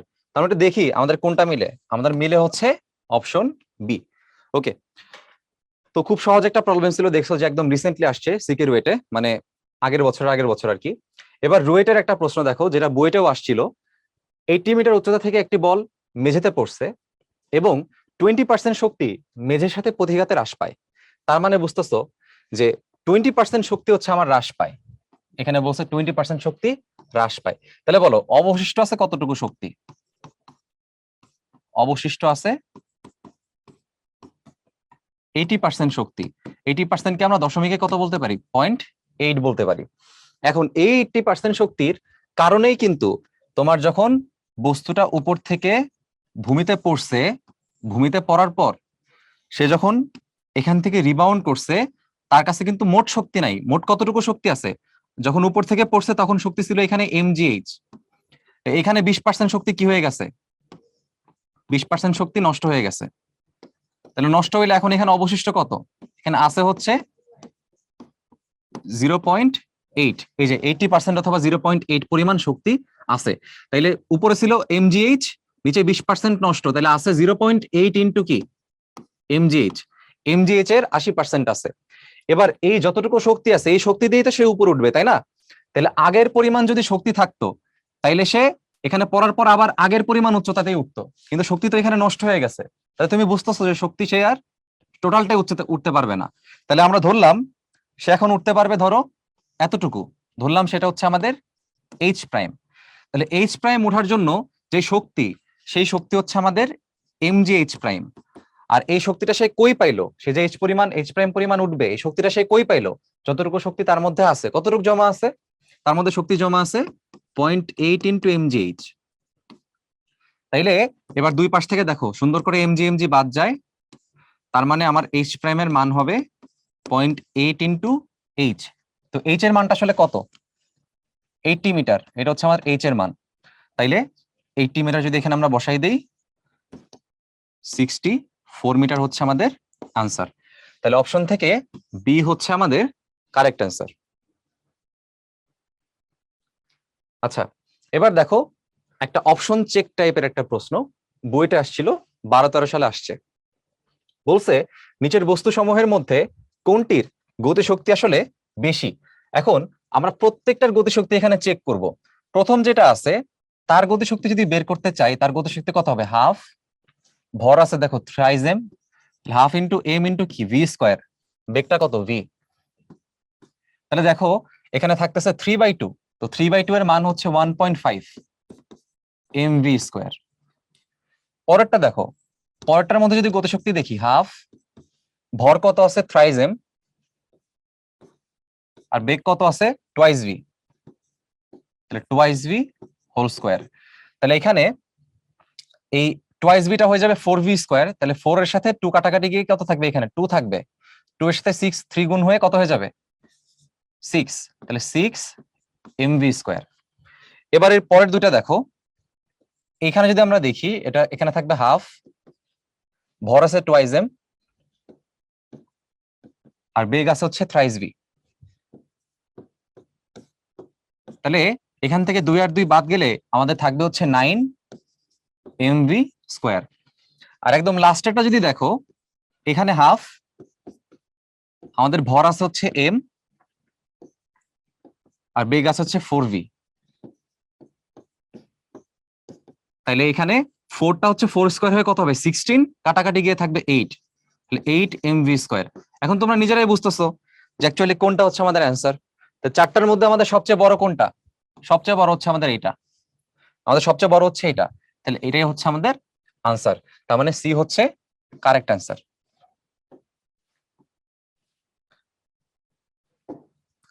ওকে, এবার চলো আমরা পরবর্তী প্রবলেমটা একটু দেখে নিই। বুয়েট 10-11 সালে একটা প্রশ্ন আসছে, দেখো কি বলছে। 25 কেজি ভরের এম এর মান বলে দিছে, কোন বস্তুকে 40 মিটার উঁচুতে খাড়াভাবে তুললে বস্তুটির স্থিতিশক্তি কত হবে? আচ্ছা, তো একটা বস্তুকে তুমি যখন একটা সার্টেন উচ্চতায় তুলবা, খাড়াভাবে তুলছো, কতটুকু উচ্চতায় তুলছো? 40 মিটার উচ্চতায় তুলছো। তো জিজ্ঞাসা করছে স্থিতিশক্তি কত হবে। তো মনে রাখবা এই স্থিতিশক্তির যে পরিবর্তনটা, স্থিতিশক্তির যে পরিবর্তনটা সেটা হচ্ছে আমাদের কৃতকাজের সমান।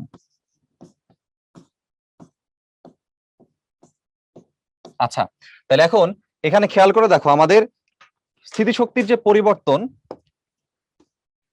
সেটা হচ্ছে এখানে আমাদের mgh। যেহেতু আমরা এখানে ভূমি ধরছি, এটাকে যেহেতু আমরা ভূমি ধরছি, তো ভূমির এইচটাকে আমরা নর্মালি কি ধরি? 0 ধরি। আর এখানে আমার এইচ এর মানটা হচ্ছে আসলে কত? 4। তাহলে এই পরিবর্তনটাই হচ্ছে আমাদের এই এইচ এর মানটা। তো এখানে সরাসরি mgh লিখলেই হবে, এটা সে কৃতকাজের সমান অথবা স্থিতিশক্তির পরিবর্তন। তাহলে আমাদের এটাই হচ্ছে স্থিতিশক্তির মান। তাহলে যেই প্রশ্নটা আমাদের করছে ওটা করার জন্য mgh করলে আমাদের কাজ শেষ। তাহলে mgh করলে অ্যান্সারটা কত আসবে? m এর মান আছে হচ্ছে আমাদের 25, g এর মান আছে 9.8, আর h এর মান আছে 40। এটাই হচ্ছে আমাদের স্থিতিশক্তির মান। আমরা একটু দেখি কত আসে। দেখো এই 25 কে 4 এর সাথে গুণ করলে এটা হবে হচ্ছে 100, আর এখানে যে শূন্যটা দেখতে পাচ্ছ, এই শূন্যের কারণে এই দশমিকটা থাকবে না, দশমিকটা নাই হয়ে যাবে। তাহলে এখানে কত থাকতেছে? এটা হয়ে যাবে 98। তাহলে আমরা এই শূন্যর জন্য দশমিকটা বাদ হয়ে গেছে, এই জন্য এটা হয়ে গেছে 98, আর এই 4 এর সাথে 25 গুণ হয়ে 100 হয়েছে। তাহলে আলটিমেটলি গুণফলটা কত আসলো? 9800, 9800 জুল। তাহলে অপশন থেকে 9800 জুল হচ্ছে আমাদের এখানে কি হবে? 9800 জুল হচ্ছে এখানে আমাদের অ্যান্সার হবে। এখন দেখো অপশনের আশেপাশে আসলে আমাদের কোনটা আছে দেখো তো। অপশনের আশেপাশে আমাদের আছে হচ্ছে 9810 জুল। আমাদের 9810 জুল হচ্ছে correct answer. Okay, if the kinetic energy of a body is increased by 300%। আচ্ছা, তাহলে কাইনেটিক এনার্জি আগেরটা যদি আমার ইকে 1 হয়, আমার ইকে 2টা কত হবে বলতো? ইকে 2 হবে আগেরটার 300% বেশি। তো 100% আসলে মানে কি বলতো? 100% মানে কি? এই পার্সেন্ট মানে বোঝাই হইতেছে 1/100। পার্সেন্টকে আমরা কি লিখতে পারি? 1/100 লিখতে পারি। সো 100 কাটলে কত থাকে? 1 থাকে। তাহলে 100% যদি 1 এর সমান হয়, তাহলে অবশ্যই 300% কার সমান হবে? 3 এর সমান হবে। তাইলে কেউ যদি ইনক্রিজ করে 300%, ইনক্রিজ করা মানে কি? বৃদ্ধি পাইছে। তো আগেরটা তো আর চেঞ্জ হয় নাই। তোমার টাকা আজকে 100 টাকা আছে, তোমার টাকা যদি 3 গুণ বৃদ্ধি পায়, তার মানে তোমার 100 টাকার 3 গুণ কত হয়? 300 টাকা। তাহলে 300 টাকা যদি বৃদ্ধি পায়, তাহলে তোমার কাছে তো আগের 100 টাকা তুমি ফেলে দাও নাই, ওটাও আছে। তাহলে আগের 100 টাকাও আছে, আবার 300 টাকা বাড়ছে, ওটাও আছে। তাহলে মোট টাকা কত হবে? 400 টাকা হবে। তার মানে 3 গুণ বৃদ্ধি পাওয়া মানে আসলে 4 গুণ হয়ে যাওয়া। তাহলে 300% বৃদ্ধি পাওয়া মানে আসলে কত গুণ হয়ে গেছে বলতো? 4 গুণ হয়ে গেছে। তার মানে এটা হবে 4ek1। এখন দেখো, its momentum is increased by, মোমেন্টামের রেশিওটা চাইছে যে কতটুকু বাড়ছে আর কি। তাইলে আমার প্রথম ইকে 1 এর জন্য মোমেন্টামকে আমি ধরলাম p1, মানে ভরবেগ ধরলাম p1, আর ইকে 2 এর জন্য ভরবেগ ধরলাম আমরা হচ্ছে p2। তাইলে এখন আমি যদি সূত্র জানি আমরা কি বলতো, যে ইকে এর মানটা হচ্ছে p²/2m। তাহলে ইকে এর সাথে পি এর সম্পর্ক কি? সমানুপাতিক। তাহলে আমি বলতে পারি দেখো, যে p2/p1 হোল স্কয়ার হবে হচ্ছে ek2/ek1। এখন খেয়াল করে দেখো, আমার লাগবে p2 এর মান, তাহলে কি রুট করতে হবে। তাহলে রুট করলে এখানে কি থাকে? p2 এর মান হবে √, ek2/ek1, ek2 এর মান হচ্ছে 4ek1, আর নিচে আগে থেকে ek1 একটা আমাদের আছে, তার সাথে কি এই p1টা গুণ হবে। তাহলে এখানে দেখো, ek1 সুন্দরভাবে কাটলে আমাদের এখানে টুয়াইস p1 হবে। তাহলে টুয়াইস p1 হচ্ছে নতুন যে ভরবেগ, সেটা নতুন ভরবেগ হচ্ছে টুয়াইস p1। কিন্তু দেখো কি চাইছে, কতটুকু ইনক্রিজ। ইনক্রিজ বা ডিক্রিজ যেটাই বলুক না কেন, এটা মানে পরিবর্তন বোঝায়। তাহলে পরিবর্তন কিন্তু 2p1 না, 2p1 হচ্ছে ফাইনাল ভ্যালু। তাহলে পরিবর্তন কতটুকু? পরিবর্তন হচ্ছে এই p2 থেকে আমার p1 কি দিতে হবে? বাদ দিতে হবে। সো p2 হচ্ছে 2p1, p1 তো আছেই, তাহলে বাদ গেলে কত থাকে? p1 থাকে। তাহলে p1 মানে আসলে কি বলতো, যে 100% মান হচ্ছে 1। তাহলে p1 মানে কি? মনে মনে এখানে কি আছে? একটা 100% আছে। তাহলে দেখো কত পার্সেন্ট বৃদ্ধি পাইছে? বৃদ্ধি পাইছে হচ্ছে 100%। তাহলে এখানে অ্যান্সার হবে আমাদের কোনটা বলতো? আমাদের অ্যান্সার হবে 100%। আচ্ছা, পরবর্তী প্রশ্ন চলো দেখে ফেলি। বুয়েট 2021 সালে একটা প্রশ্ন আসছে বিভব শক্তি এবং গতিশক্তি থেকে। তো কোভিড এর পরবর্তী সময়, তো একটা রিলেভেন্ট একটা প্রশ্ন, দেখো কি বলছে। কোভিড অতিমারী সময়ে এত ভরের একটা পিক আপ ট্রাক, এটা হচ্ছে পিক আপ ট্রাকের ভর দিছে। তাহলে ধরো এটাকে আমি ধরলাম MP, পিক আপ ট্রাকের ভর, এবং এত কেজি ভরের মাইক্রোবাস, তাহলে এই ভরটা আমরা ধরলাম মাইক্রোবাসের ভর MM। আচ্ছা, অক্সিজেন সিলিন্ডার সরবরাহের জন্য হাসপাতালে যাচ্ছিল, পিক আপ ট্রাকের বেগ ঘন্টায় এত কিলোমিটার। তাহলে পিক আপের ভর, পিক আপের বেগ, তাহলে পিক আপের বেগ কি হবে? VP 80 km/h। আচ্ছা, আর ওইখানে বলছে একই গতিশক্তি সম্পন্ন হতে হলে মাইক্রোবাসকে কত বেগে চলতে হবে। সো মাইক্রোবাসের বেগ চাইছে। এখন এই বেগটাকে চাইলে তুমি মিটার পার সেকেন্ডে কনভার্ট করেও করতে পারো, নাও করতে পারো, কোনো সমস্যা নাই, কারণ আমরা অনুপাত দিয়ে আসলে ম্যাথটা করব। এখন দেখো কি বলছে, মূল শর্ত হচ্ছে ভাইয়া এখানে একই গতিশক্তি সম্পন্ন হতে হলে। একই গতিশক্তি সম্পন্ন হওয়া মানে কি? মানে হচ্ছে আমার পিক আপের যে গতিশক্তিটা আর মাইক্রোবাসের যে গতিশক্তিটা, সেটা পরস্পর কি হইতে হবে? সমান হইতে হবে। তাহলে পিক আপের গতিশক্তি কি হবে? হাফ পিক আপের ভর, পিক আপের বেগ, আর এই পাশে মাইক্রোবাসের ভর, মাইক্রোবাসের বেগের উপরে হোল স্কয়ার। আমার লাগবে হচ্ছে ভিএম। তাহলে ভিএমটাকে সেপারেট করে ফেলি। আমার দুই পাশ থেকে দেখো এই হাফ হাফ এমনি চলে যাচ্ছে। তাহলে হাফ হাফ চলে গেলে আমার এখান থেকে কি লেখা যায়? এই ভিএম এর মানটা হবে, ভিএম এর মান হবে, দেখো এখানে কিন্তু রুটও করতে হবে। আচ্ছা, রুটটা পরে করি। তাহলে এটা হবে হচ্ছে VP square into MP by M M. এখন এখান থেকে দেখো ভিএম এর মানটা তাহলে হবে ভিপি, এখানে রুট করে দিচ্ছি আমরা, এমপি বাই এম এম। তাহলে এখন ভিপি এর মান দেখো বলা আছে 80 কিলোমিটার পার আওয়ার, এমপি এর মান দেখো বলা আছে 4 × 10⁻³ এম এম এর মান দেখো বলা আছে 10⁻³ তো দেখো খুব সুন্দর মান দিয়ে দিছে, সো মাশাআল্লাহ কাটাকাটি চলে গেছে। তাহলে রুটের মধ্যে 4 আছে, এটা বের হয়ে কত আসবে? 2 হবে। তাহলে 80 × 2 কত আসে? 160। আর ইউনিটটা কি ছিল? কিলোমিটার পার আওয়ার, তাহলে এখানে ইউনিটটা হবে কিলোমিটার পার আওয়ার। সো এটাই হচ্ছে আমাদের কাঙ্ক্ষিত অ্যান্সার। আচ্ছা, তা আশা করি এই সহজ প্রশ্নটা আমরা বুঝতে পারছি। এবার দেখো কুয়েট 1920 সালে আর একটা প্রশ্ন আসছে, ইজি একটা প্রশ্ন। কি বলছে তোমরা পড়লেই বুঝতে পারবা। নির্দিষ্ট উচ্চতা থেকে একটা বস্তু ফেলে দেওয়া হয়েছে ভূমি থেকে 10 মিটার উচ্চতায়। তো ভূমি থেকে উচ্চতা আমরা সবসময় কি ধরি? এক্স ধরি। গতিশক্তি স্থিতিশক্তির দ্বিগুণ, তাহলে কি বলছে? গতিশক্তিটা হচ্ছে স্থিতিশক্তির দ্বিগুণ, তাহলে স্থিতিশক্তির সাথে কত গুণ করব? 2 গুণ করব। আর আমাকে এক্স এর মানটা দিয়ে দিছে 10 মিটার।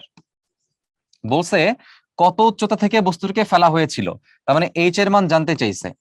তাহলে ভাইয়া দেখো এই জিনিসটা দেখে তোমার বুঝতে পারা উচিত যে ইপি এর সাথে যে সহগটার কথা আমরা বলি, যখন ইকে এর সাথে সহগ 1 থাকে তখন ইপি এর সাথে যে সহগটা থাকে ওটাই তো আমার এন। তার মানে আমি কি বলতে পারি বলতো? এই 2টা হচ্ছে আমার এন এর ভ্যালু। তাহলে আমাদের একটা শর্টকাট ছিল, কি শর্টকাট? এক্স এর মানটা হচ্ছে এইচ ডিভাইডেড বাই n+1। এখানে আমাদের এইচ এর মান জানতে চাইছে, তাহলে এইচ এর মান হবে এক্স এর মানের সাথে এটা গুণ। তাহলে এক্স এর মান হচ্ছে 10, এন এর মান হচ্ছে 2, তার সাথে 1, তাহলে গুণ হলে কত আসবে? 30 মিটার। এটাই হচ্ছে আমাদের আনসার। ওকে, এবারে দেখো কাজ শক্তি উপপাদ্য থেকে একটা প্রশ্ন আসছিল, যেটা আসলে আইওটি 21-22 সালে আসছে। ওকে, এ ট্রাক অফ মাস এত কেজি, তাহলে কি বলছে ভাইয়া? এখানে ভর বলে দিছে, moves with a velocity of এত কিলোমিটার পার আওয়ার। আচ্ছা, তো এখানে একটা ভেলোসিটি বলে দিছে, মনে রাখলাম। The truck stopped at a distance of 50 metre. আচ্ছা, তাইলে ট্রাকটা 50 মিটার দূরত্ব থেমে গেছে, তার মানে এখানে এস এর মানটা বলে দিছে। আর এটা হচ্ছে আমার আগের ভেলোসিটি, তাহলে এই ভেলোসিটিটা হচ্ছে আমাদের ইউ। ইউ এর ভ্যালুটা হচ্ছে 60 কিলোমিটার পার আওয়ার। আমরা এটাকে একটু আলাদা করে লিখে রাখি। আচ্ছা, তার মানে আমাদের ইউ এর ভ্যালু বলে দিছে 60 কিলোমিটার পার আওয়ার। এটাকে মিটারে কনভার্ট করে নেই, মিটার পার সেকেন্ডে। তো এটা জেনে রাখো 3.6 দ্বারা ভাগ দিলে কিলোমিটার পার আওয়ার থেকে সেটা মিটার পার সেকেন্ড হয়ে যায়। আচ্ছা, তাহলে আমরা একটু ক্যালকুলেট করে দেখি এটা কত আসে। 16.67 মিটার পার সেকেন্ড। আচ্ছা, এখন দেখো এই যে সে থেমে গেছে, কত দূরে থেমে গেছে? দেখো 50 মিটার দূরত্ব থেমে গেছে, সে 50 মিটার দূরত্বে থেমে গেছে বাই অ্যাপ্লাইং ব্রেক, ব্রেক চাপছে। আচ্ছা, ইফ দ্য ফ্রিকশনাল ফোর্স, আচ্ছা ফ্রিকশনও আছে ব্রেকও আছে, তো এটা খুব ইন্টারেস্টিং একটা ম্যাথ। ব্রেকও আছে আবার কি ফ্রিকশনও আছে, মানে ঘর্ষণও আছে। Force of the ground is 200 Newton. তাহলে ব্রেক জনিত যে বলটা সেটা আমাদের বলে নাই, আমাদের ঘর্ষণের বলটা বলছে। ঘর্ষণ কত বলছে? 200 নিউটন বলছে। Then calculate the magnitude of force due to brake, তাহলে ব্রেকের জন্য যে বল সেই বলটা আমাদের কাছে জানতে চাইছে। এখন একটু কমন সেন্স খাটাও। একটা ট্রাক যখন চলে, হ্যাঁ, একটা ট্রাক যখন চলে, মনে করো তোমার একটা ট্রাক আছে হচ্ছে এরকম, এই হচ্ছে তোমার একটা ট্রাক আছে। তো ট্রাকটা যখন আস্তে আস্তে রাস্তা দিয়ে যায়, তো ট্রাকটা আস্তে আস্তে যখন রাস্তা দিয়ে যায় তখন সামনের দিকে যাওয়ার সময় সে ব্রেক চাপছে। তাহলে ব্রেক কোন দিকে কাজ করে বলতো? আমি সামনে যাচ্ছিলাম, ব্রেক ধরলাম, তার মানে কি পেছন দিকে একটা বল প্রয়োগ করা হয়েছে। আমি যদি সামনের দিকে বল প্রয়োগ করতাম তাহলে আমি আসলে কখনো থামতাম না, আমি সামনের দিকে চলে যেতাম, তাই না? তাহলে ব্রেক জনিত যে বলটা সেটা কোন দিকে কাজ করবে বলতো? ব্রেক জনিত বল কাজ করবে বাম দিকে। আবার আমরা জানি যে ঘর্ষণ বল সবসময় কোন দিক কাজ করে? ঘর্ষণ বল সবসময় গতির বিপরীত দিকে কাজ করে। তাহলে আমি গতিশীল ছিলাম সামনের দিকে, ঘর্ষণ বল তাহলে কাজ করবে অবশ্যই পেছন দিকে। তাহলে ট্রাক যাচ্ছিল যেদিকে, ঘর্ষণ বল এই চাকায় তার বিপরীত দিকে কাজ করবে, তাহলে ঘর্ষণ বলের দিকেও আমার পেছন দিকে। এটাকে লিখে রাখলাম এফ কে। তাহলে খেয়াল করো এখানে ব্রেক জনিত বলের দিকও যা ঘর্ষণ জনিত বলের দিকও কি একই, তার মানে দুইটা বল একই দিকে কাজ করতেছে। Okay fine. এখন দেখো তাহলে আমাকে যখন বের করতে বলছে magnitude of force due to brake, মানে ব্রেকের বল বের করতে বলছে, আমরা কি করতে পারি? আমাদের জানি যেহেতু কাজ শক্তি উপপাদ্য, তার মানে কি W equals to half M বড় বেগ মাইনাস ছোট বেগ। তো বেগ আসলে বড় এখানে কোনটা বলতো? ইনিশিয়াল বেগটা হচ্ছে বড়, এই যে 16.67, এটা থেকে বাদ দিতে হবে কোনটাকে? থেমে গেছে যে, যেহেতু এখানে বলছে যে স্টপড, তার মানে তার শেষ বেগ কত? শেষ বেগ হচ্ছে 0, তার মানে 0 স্কয়ার। এখন দেখো কাজের জন্য কি লাগে? বল গুণ সরণ লাগে। এখন থামলো কেন? সে আসলে কেন থামলো? কোন বলের কারণে? একসাথে ঘর্ষণ বল কাজ করছে, আবার ব্রেকও বল কাজ করছে। তাহলে দুইটা বল কি করতে হবে? যোগ করতে হবে। তাহলে ব্রেকের জন্য এবং ঘর্ষণের জন্য তাহলে বলের সাথে কি করতে হয়? দূরত্বকে গুণ করতে হয়। দূরত্ব কত বলতো? দূরত্ব আছে S, half M into 16.67 square. এবার আমাদের মান বের করতে হবে কার? এফ বি বের করতে হবে। সো এফ বি যদি বের করি, এফ বি বের করতে হবে, দেখো তাহলে এফ বি প্লাস এফ কে হবে হাফ এম এর মান বলছে হচ্ছে আমাদের 900, তারপরে 16.67 হোল স্কয়ার ডিভাইডেড বাই আমাদের এস, এস এর মান হচ্ছে 50। তাহলে একটু দেখি কত আসে।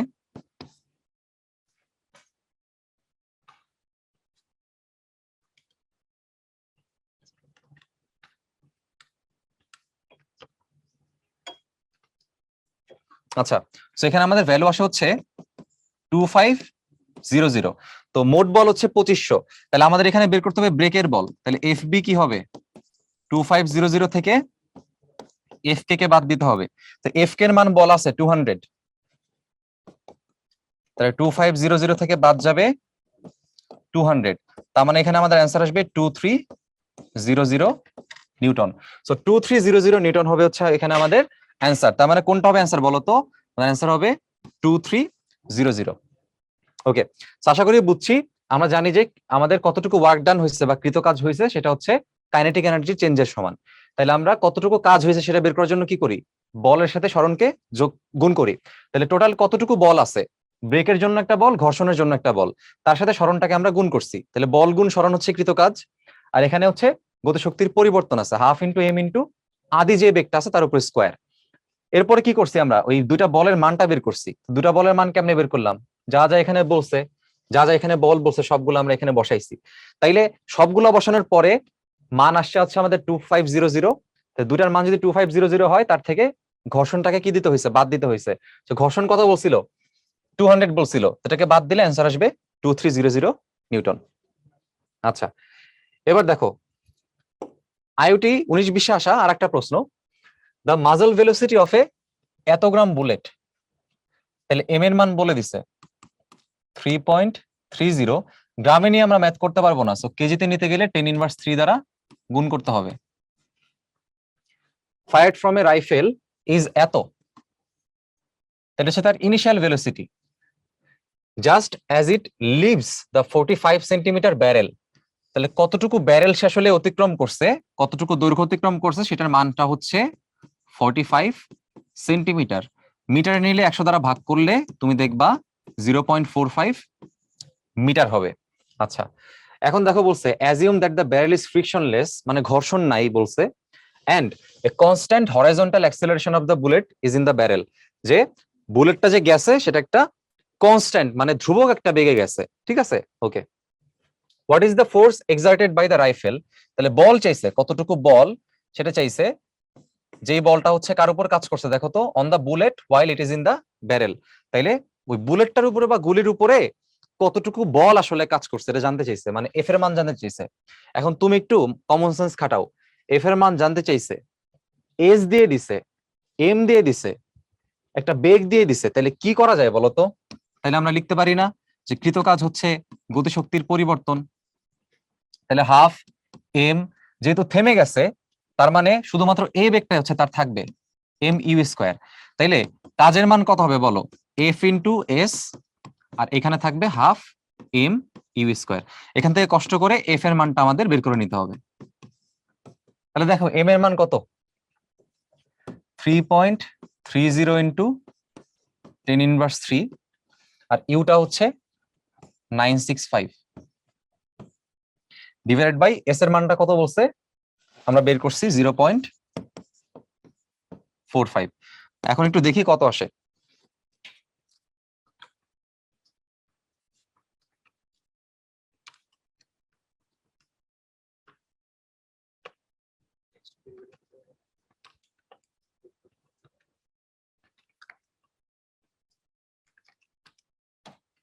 আচ্ছা দেখো আমাদের মান আসছে 3.538 এত নিউটন। তাহলে এত নিউটন হচ্ছে আমাদের এখানে ভ্যালুটা আসতেছে। তো আমরা একটু দেখি যে আমাদের মাজল ভেলোসিটি যেটা বলছিল এত গ্রাম, রাইফেলের যেটা ভেলোসিটি বলছে তাকে কিন্তু আমার এখানে কি করতে হতো, স্কোয়ার করতে হতো। তার মানে এই ভ্যালুটাকে আমার স্কোয়ার করতে হবে, তার মানে আগের মানের সাথে আমাকে একটু চেঞ্জ করতে হবে।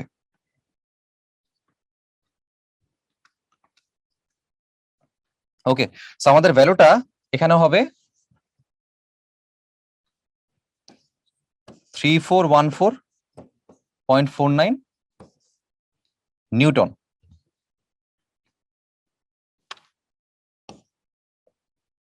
ওকে, সো এখন অপশন থেকে দেখো এটা আসলে কার সাথে মিলে, সব থেকে কাছাকাছি মিলে হচ্ছে সি এর সাথে, তাহলে আমাদের অ্যান্সার হচ্ছে সি। আচ্ছা এরপর দেখো আইওটি 19-20 আর একটা প্রশ্ন আসছে, এ বল অফ মাস এত KG is thrown vertically upwards by hand. মানে আমি একটা বল হাতে ধরছি, তো আমার হাতটা হচ্ছে এখানে আসলে গ্রাউন্ড অথবা ভূমি। আমরা কিন্তু ভূমি আসলে ডিফাইন করতে পারি। আমি যেখানে দাঁড়ায় আছি, আমি যদি বলি যে আমার যেখানে আমি দাঁড়ায় আছি আমার ওই মাটিটাই হচ্ছে ভূমি বা ফ্লোরটাই হচ্ছে ভূমি, সেটাও যেমন বলতে পারি। আমি বলতে পারি যে আমার হাতটাই হচ্ছে ভূমি, এখান থেকে আমি নিক্ষেপ করতেছি। তাহলে সমস্ত হিসাব কিতাব তখন কার সাপেক্ষে করতে হবে, আমার হাতের সাপেক্ষে করতে হবে। উপরে এগুলাকে তুমি ধরো প্লাস দিয়ে প্রকাশ করলা, আর নিচেরটাকে তুমি ধরো মাইনাস দিয়ে প্রকাশ করলা, এভাবে হিসাব করা যায়। এখন দেখো এই ম্যাথটা করার জন্য তোমাকে এই চিন্তাটা করতে হবে যে এ বল অফ মাস এত KG is thrown vertically upwards, মানে এইভাবে আমি ছুঁড়ে মারছি, উপর দিকে ছুঁড়ে মারছি। আচ্ছা, ইফ দ্য হ্যান্ড মুভস এত metre which applying the force the ball goes up to 2 metre height. তাহলে ধরে নাও এখানে আমার বলটা ছিল, এখানে আমার বলটা ছিল আর আমার হাত ছিল হচ্ছে এখানে, আমার হাত ছিল হচ্ছে এখানে। তাইলে আমি বলটাকে ছুঁড়ে মারার জন্য হাত কতটুকু উপর উঠাইছি, বলটা এখানে ছিল, তো ছুঁড়ে মারার জন্য হাতটাকে কত উঠাইছি দেখো, এতটুকু, এই যে এতটুকু। তাহলে এতটুকুর মানটা এখানে দেখো বলা আছে 0.2 মিটার, এতটুকুর মান দেখো এখানে বলা আছে 0.2 মিটার, এটাকে ধরলাম এক্স। আচ্ছা এখন ওই বলটা কতটুকু উঠছে দেখো, 2 মিটার উঠছে। তাহলে বল টোটাল উঠছে কতটুকু দেখো, টোটাল উঠছে 2 মিটার। তাহলে এটা হচ্ছে আমরা ধরলাম এইচ, যার মান হচ্ছে 2 মিটার। এখন তাহলে বল আসলে মোট কতটুকু উঠছে দেখো তো, আমার যে ভূমিটা বা আমার যে গ্রাউন্ডটা সেখান থেকে বল কতটুকু উঠছে, বল উঠছে এইচ প্লাস এক্স অ্যামাউন্টে। Okay fine. এখন দেখো find the magnitude of the force, মানে আমি কতটুকু বল আসলে প্রয়োগ করছি। তাহলে এখানে আমি ধরো বল প্রয়োগ করছি এফ পরিমাণ, এই এফ এর মানটা জানতে চাইছে। তাহলে আগের মতোই কনসেপ্ট, কি কনসেপ্ট, আমাদের কতটুকু ওয়ার্ক ডান, আমাদের কতটুকু ওয়ার্ক ডান হয়েছে সেটা হচ্ছে অ্যাকচুয়ালি আমার কার সমান বলতো। এখানে যেমন দেখো জিনিসটাকে এরকম ছুঁড়ে মারছি, তো ছুঁড়ে মারার জন্য একটা কাজ হয়েছে, কতটুকু কাজ হয়েছে, এফ এক্স। আর এখানে যে ডব্লিউটা আমরা জানি যে কাজটা আবার কার সমান, বিভব শক্তির পরিবর্তনের সমান। তাহলে আমার হাতের সাপেক্ষে বা আমার যে এখানে যেখানে হাত ছিল এটা হচ্ছে আসলে আমার ভূমি, কারণ আগেই বলছি এই ভূমিকে হচ্ছে আমরা নিজেদের মতো কি করতে পারি, ডিফাইন করতে পারি। তো আমার হাতটা হচ্ছে এখানে ভূমি। তাহলে ভূমি থেকে কতটুকু উচ্চতায় উঠছে, এইচ প্লাস এক্স, তাহলে বিভব শক্তি কত জমা হবে, M G H plus X equals to F X. তাহলে এখান থেকে এফ এর মানটা আমাদের বের করতে হবে, M G H plus X divided by হচ্ছে আমাদের এক্স। এখানে সমস্ত মান আছে, আমরা একটু মানগুলো বসাই নেই কষ্ট করে, তো দেখি কত আসে।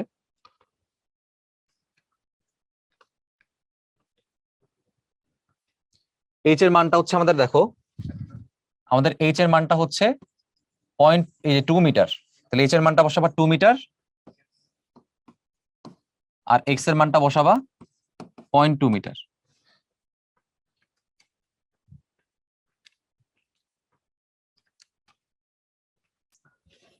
ওকে, সো 21.56 এত নিউটন, 21.56 এত হচ্ছে আমাদের নিউটন আসছে। তাহলে এত নিউটনের ক্ষেত্রে জি এর মানটা কিন্তু আমার আসলে কত বসানো দরকার, এখানে 10 বসানো দরকার। হ্যাঁ, জি এর মানটা বসাবো হচ্ছে এখানে আমরা 10। তো যখন ক্যালকুলেশন আমরা করব, জি এর মানটা 10 বসায় তারপর করব। তাহলে এক্স্যাক্টলি 22 নিউটন আমাদের অ্যান্সার চলে আসবে। 22 নিউটন। এখানে খেয়াল করো, জি এর মানটা অবশ্যই তোমাকে 10 ধরে ম্যাথটা করতে হবে। আচ্ছা, এবারে পরবর্তী প্রশ্নটা দেখা যাক। দেখো, ক্ষমতা তো কিছু কিছু প্রবলেম থাকে, যে সমস্ত প্রবলেমে তোমার কার্যকর যে দক্ষতা বা কর্মদক্ষতা সেটা আসলে একাধিক বলা থাকে। ধরো একবার বলবে মোটরের কর্মদক্ষতা, আরেকবার বলবে একটা ইঞ্জিনের কর্মদক্ষতা। এরকম একাধিক কর্মদক্ষতা থাকলে নিয়ম হইতেছে ওই কর্মদক্ষতা গুলোকে গুণ করব। তাহলে এখানে জাস্ট দুইটা দিয়ে এক্সাম্পল দিচ্ছি, যখন দুইটা কর্মদক্ষতা বলবে তখন কি করব, ওই দুইটা কর্মদক্ষতাকে আমরা পরস্পর গুণ করে দিব। এখন ছোট একটা প্রবলেম আমরা হচ্ছে এর মাধ্যমে দেখার চেষ্টা করি। দেখো, সিকের ওয়েটে 21-22 সালে আসছে, কি আসছে, 900 কেজি ওজনের একটি লিফট, আচ্ছা, এত কেজি ভর নিয়ে উপরের দিকে উঠতেছে। তাহলে লিফটের উপরে, আমার যে লিফটটা আছে, লিফটের উপরে যে কোনো একটা বস্তু রাখা আছে, তারপরে লিফট হচ্ছে আমার উপরের দিকে উঠতেছে। তাহলে বলো, লিফট যখন উঠতেছে সে তার নিজের ভর নিয়ে উপরে উঠতেছে, আবার বস্তুকে নিয়ে উঠতেছে। তাহলে আমার মোট ভরটা আসলে কত?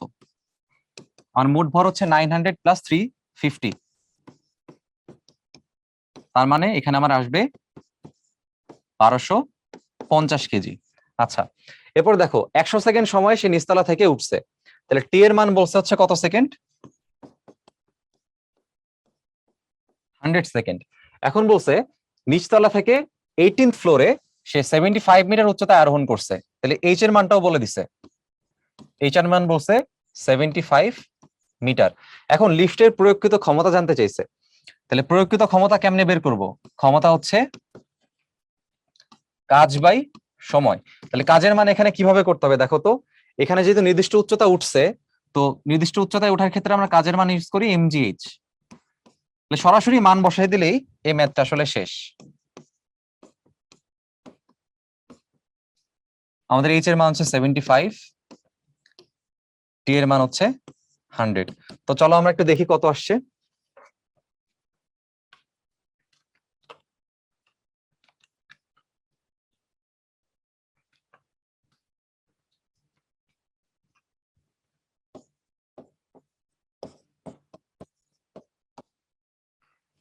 আচ্ছা, তার মানে আমাদের ক্ষমতা আসলে হচ্ছে 9187.5 ওয়াট।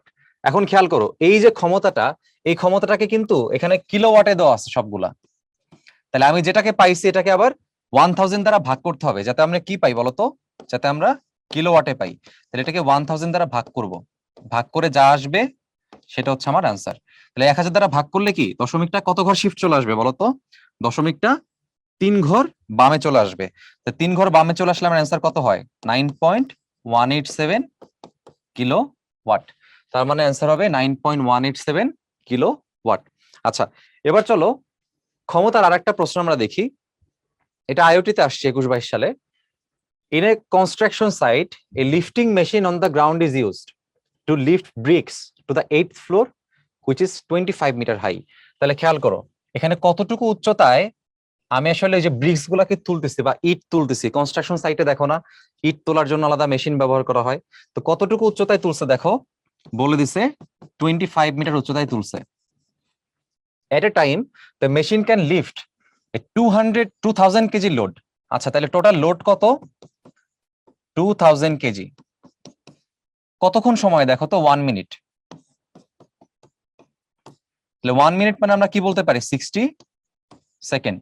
আচ্ছা, the power supply to the engine of the lift is 15 horse power. তাহলে আমার এখানে এটা হচ্ছে আমার আসলে কতটুকু সাপ্লাই দিছে, মানে ইনপুট ক্ষমতা বলা আছে। What is the efficiency? Efficiency কত জিজ্ঞাসা করছে। তাহলে দেখো, আমার আসলে কতটুকু ক্ষমতা আউটপুট হিসেবে কাজ করছে, যে কাজটা হচ্ছে সেটা কিন্তু আউটপুট ক্ষমতা, সেটা কত হবে? ডব্লিউ বাই টি। তাহলে এখানে আমরা মানটা বসাই দিই। ডব্লিউর মান হচ্ছে আমাদের কত হবে বলতো? MGH by T. তাহলে এম এর মানটা আমাদের কত? 2000। জি এর মান যা ব্যবহার করতে বলছে সেটা ব্যবহার করতে হবে, 9.81। আর এইচ এর মান হচ্ছে আমাদের 25, টি এর মান 60 সেকেন্ড। আচ্ছা, এবং খেয়াল করে দেখো এখানে যেহেতু ইনপুটটা হর্স পাওয়ারে দেওয়া আছে, তাহলে তুমি একবারে ক্ষমতাটাকে হর্স পাওয়ারে নিয়ে আসো। তাহলে হর্স পাওয়ারে নিয়ে আসলে কি করতে হয় বলতো? 746 দ্বারা ভাগ করতে হয়। তার মানে একবারে আমার অ্যান্সারটা কিসে আসবে? এবার হর্স পাওয়ারে আসবে। তো চলো আমরা একটু করে দেখি কত আসে।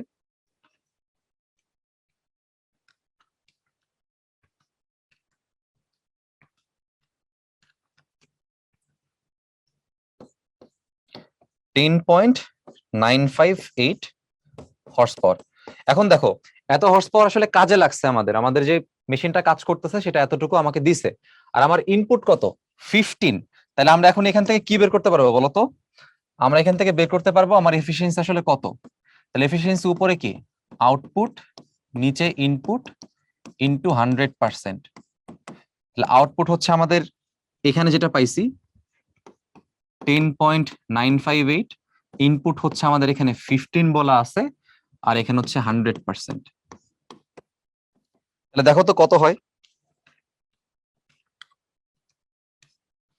আচ্ছা, আমাদের অ্যান্সার হবে 73.05%। আচ্ছা, তো 73.05%।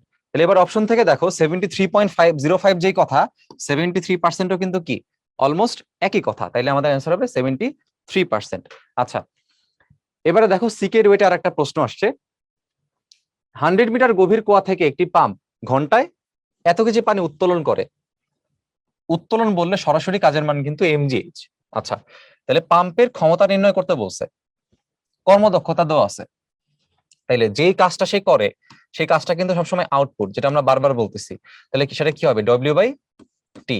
তাহলে ডব্লিউ এর মান কি হবে? MG H by T. তাহলে এম এর মান দেখো কত বলছে? 7000 বলছে। জি এর মান এখানে 9.8 ধরতে বলছে, আর এইচ এর মান কত বলছে? 100 মিটার। টাইমটা কত? আমাদের সময় বলছে হচ্ছে ঘন্টায়। এক ঘন্টায় যদি আমরা হিসাব করি সেটা হচ্ছে আমাদের 3600। আচ্ছা, তাহলে এক ঘন্টায় আমাদের হিসাব করতে হবে। তাহলে আমরা চলো একটু করে দেখি কত আসে।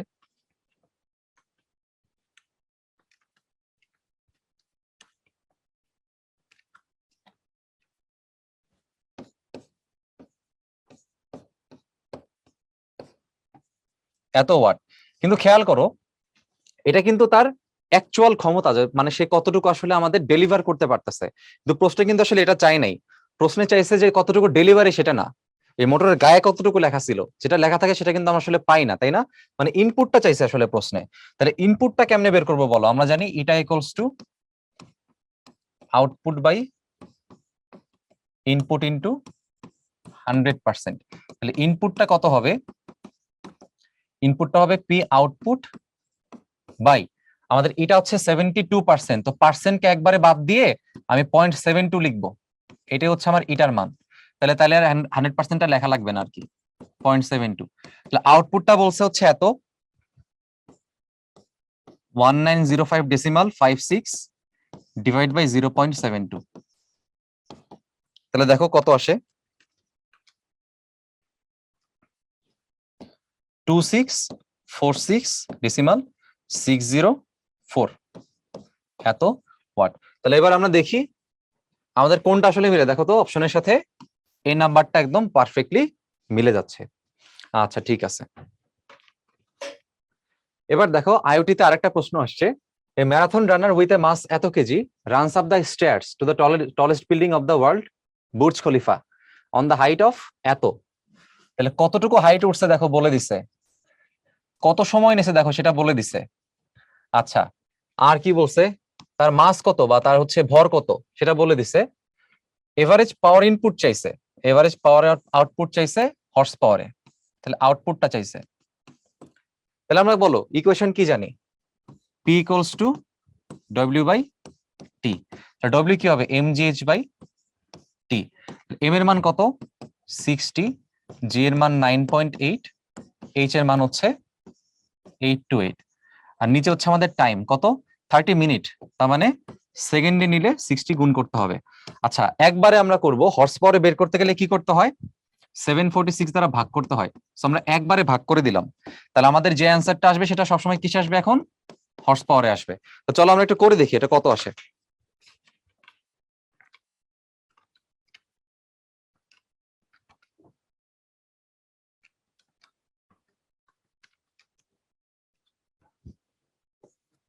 Zero point three six horse power, তাহলে 0.3625 আসতেছে। তো 3625 কে আমরা কি লিখতে পারি? 3 লিখতে পারি। তাহলে আমার এখানে অ্যান্সারটা হচ্ছে বি নাম্বার, 0.363 হর্স পাওয়ার। আচ্ছা, এবার চলো আমরা পরবর্তী প্রশ্নটা একটু দেখি।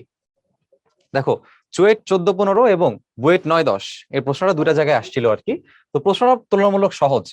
একটা কূপের গভীরতা বলা আছে, কত বলছে দেখো? গভীরতা বলছে 10 মিটার, আর ব্যাস বলছে 4 মিটার। তাহলে ব্যাসার্ধ কত হবে? ব্যাসার্ধ হবে 2 মিটার। আচ্ছা, পাম্প 20 মিনিটে কূপটাকে পানি শূন্য করে, তাহলে 20 মিনিটে কি 60 দ্বারা গুণ দিয়ে সেকেন্ডে আনতে হবে, তার মানে 1200 সেকেন্ড। আচ্ছা, কূপটাকে পানি শূন্য করছে। পানি শূন্য আর পানি উত্তোলন কিন্তু সেম না। উত্তোলন বললে আমরা সরাসরি এমজিএইচ করি, আর পানি শূন্য বললে আমরা তখন হচ্ছে ভর কেন্দ্রের সরণ বা গড় সরণ চিন্তা করি। তাইলে ভাইয়া, আমরা যখন সম্পূর্ণ কুয়াটাকে পানি শূন্য করব, তখন আমাদের ভর কেন্দ্রটা কোথায় থাকে বলতো? ভর কেন্দ্র থাকে হচ্ছে একদম মাঝ বরাবর। তাহলে ভর কেন্দ্রের সরণ আসলে কতটুকু হয়? ভর কেন্দ্রের সরণ হয় হচ্ছে h/2 পরিমাণ। তাইলে আমার কতটুকু আসলে কাজ করতে হবে, সেই কাজের অ্যামাউন্টে কিন্তু ভর কেন্দ্রের সরণ ব্যবহার করতে হবে। আচ্ছা, পাম্পের অসক্ষমতা জিজ্ঞাসা করছে, তাইলে চলো ম্যাথটা আমরা একটু করে ফেলি। দেখো, তাহলে পাওয়ারের মানটা হবে W/T। ডব্লিউ এর মানটা আসলে কত হবে? mg/h/2। কেন h/2? আশা করি বুঝছো। এই ভরকেন্দ্রের সরণ হচ্ছে h/2 হয়েছে, যেহেতু পানি শূন্য করছে। আচ্ছা, আর যদি উত্তোলন বলতো সেক্ষেত্রে কিন্তু আমরা সরাসরি কি করি? h এর মানটাই বসাই, h/2 ব্যবহার করতে হয় না। টাইমের মানটা কত বলছে দেখো? 1200। আমরা মান একটু পরে বসাচ্ছি। এখন দেখো, এমটা বের করতে হবে। এম আসলে কি জিনিস বলো? এম হচ্ছে আমাদের মোট যেই ভরটা। তো ভর আসলে কেমনে বের করে? ভর বের করে হচ্ছে আয়তনের সাথে ঘনত্বকে গুণ করে, ভি রো। আর সিলিন্ডার আকৃতি চিন্তা করলে ভিটাকে কি লেখা যায়? পায়ের স্কোয়ার এইচ, তার সাথে হচ্ছে রো। তাহলে একটু কষ্ট করে এখানে আমরা মানটা বসায় দেখি ভরটা কত হবে।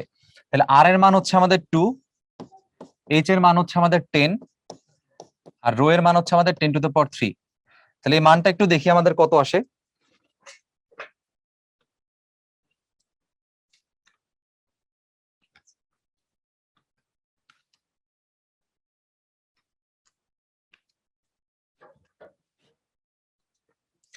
আচ্ছা দেখো, মানটা আসবে 125.66 ইন্টু 10⁻3 কেজি। তাহলে এই মানটা আমরা এখানে হচ্ছে বসাই দিব, 125.66 ইন্টু 10⁻3। জি এর কোনো মান এখানে স্পেসিফিক ভাবে ধরতে বলে নাই, তাহলে 9.8 লিখলাম। h/2 লিখতে হবে, এইচ এর মান হচ্ছে আমাদের এখানে 10 ডিভাইড বাই 2, আর নিচে হচ্ছে টি এর মানটা কত? টি এর মান হচ্ছে 1200। এখন খেয়াল করো ভাইয়া, এখানে অশ্বক্ষমতা নির্ণয় করতে বলছে। তাহলে অশ্বক্ষমতা নির্ণয় করতে বললে একবারে 746 দ্বারা ভাগ করে দিলে আমার অ্যান্সারটা কি সরাসরি চলে আসবে। তাহলে আমরা ওই কাজটা একটু করব। ভরের সাথে গুণ দিব 9.8, তার সাথে গুণ দিব হচ্ছে 5, এরপরে 1200, 746। আচ্ছা, তাহলে এখানে আমাদের অ্যান্সার আসতেছে 6.87 হর্স পাওয়ার। এবার তুমি অপশনের সাথে একটু চেক করো, অপশনের সাথে সি নাম্বারটা হচ্ছে একদম পারফেক্টলি মিলে যাচ্ছে। আচ্ছা, আশা করি এটা আমরা বুঝতে পারছি। এবার চলো পরবর্তী প্রবলেমটা আমরা দেখি। দেখো, মোটরের দক্ষতা বলছে 80%, এটাকে ধরলাম আমরা ইটা 1। এটা একটি ক্রেনকে চালনা করছে, ক্রেনের দক্ষতা বলে দিচ্ছে 50%, এটাকে ধরলাম হচ্ছে ইটা 2। যদি মোটরের ক্ষমতা এত ওয়াট হয়, মানে এটা আমাদের ইনপুট ক্ষমতা দিয়ে দিছে, তবে ক্রেনটি এত ওজনের বস্তুকে এফ এর মান দিয়ে দিছে, কত গড় বেগে উপর উঠাইতে পারবে, মানে ভি এর মান আমার কাছে জানতে চাইছে। এখন একটু সহজে চিন্তা করো, আমরা একটা ট্রিক বলছিলাম, আমাদের ট্রিকটা কি বলতো? আমাদের ট্রিকটা হচ্ছে যে যখন একাধিক এরকম দক্ষতা দেওয়া থাকবে, তখন কর্মদক্ষতা হবে হচ্ছে দুইটার কি গুণফল। তো দুইটার গুণফল একটু বের করে ফেলো, একটা 80%, একটা 50%। তাহলে 80%কে লেখা যায় কিভাবে বলতো? 0.8। আর 50% কে লেখা যায় 0.5, কারণ পার্সেন্ট মানে আসলে কি 100 দ্বারা ভাগ, তাই না? তো 100 দ্বারা ভাগ আকারে ফর্মটা লিখছি। তাহলে এখানে খেয়াল করো 8 আর 5 গুণ করলে কত হয় 40, দশমিক কয় ঘর আছে 2 ঘর আছে, তাহলে 40 2 ঘর আগে যদি চলে আসে দশমিকটা চলে আসবে এখানে, ঠিক আছে? 2 ঘর আগে চলে আসছে, তাহলে এটার মানটা হচ্ছে আমাদের 0.40। তার মানে আসলে কত বলা যায় বলতো? এটাকে 40% বলা যায়। তো বুদ্ধি করে আমরা চিন্তা করতে পারতা মোটর হচ্ছে 80%, তাকে আবার কর্মদক্ষতা কমাই দেয় 50%, তাহলে 80-র কত পার্সেন্ট থাকলো? 50% কমে গেলে বাকি 50% আছে, তাহলে 80-র 50% কত আসলে 40%। তাহলে এটার ভ্যালু আমরা পেয়ে গেছি। এখন আউটপুটটা তাহলে আসলে কত হবে বলো? আমরা জানি যে এটা equals to output by input into 100%। তাহলে আমাদের আউটপুটটা আসলে কত? আমাদের আউটপুট কিন্তু আসলে কাজে আমাদের হেল্প করে। আউটপুটটা হবে এটার সাথে আমাদের পি ইনপুটটাকে গুণ করতে হবে। আমি একদম সরাসরি দশমিকের মানটাই নিচ্ছি 0.4, আর আমাদের ইনপুটটা আছে হচ্ছে 4.73 কিলোওয়াটে। যেহেতু আছে এটাকে কিন্তু 1000 দ্বারা গুণ করতে হবে, মানে 4.73 ইন্টু 10⁻³ ওয়াট। তাহলে 4.73 ইন্টু 10⁻³ ওয়াট। তাহলে একটু দেখি চলো কত আসে।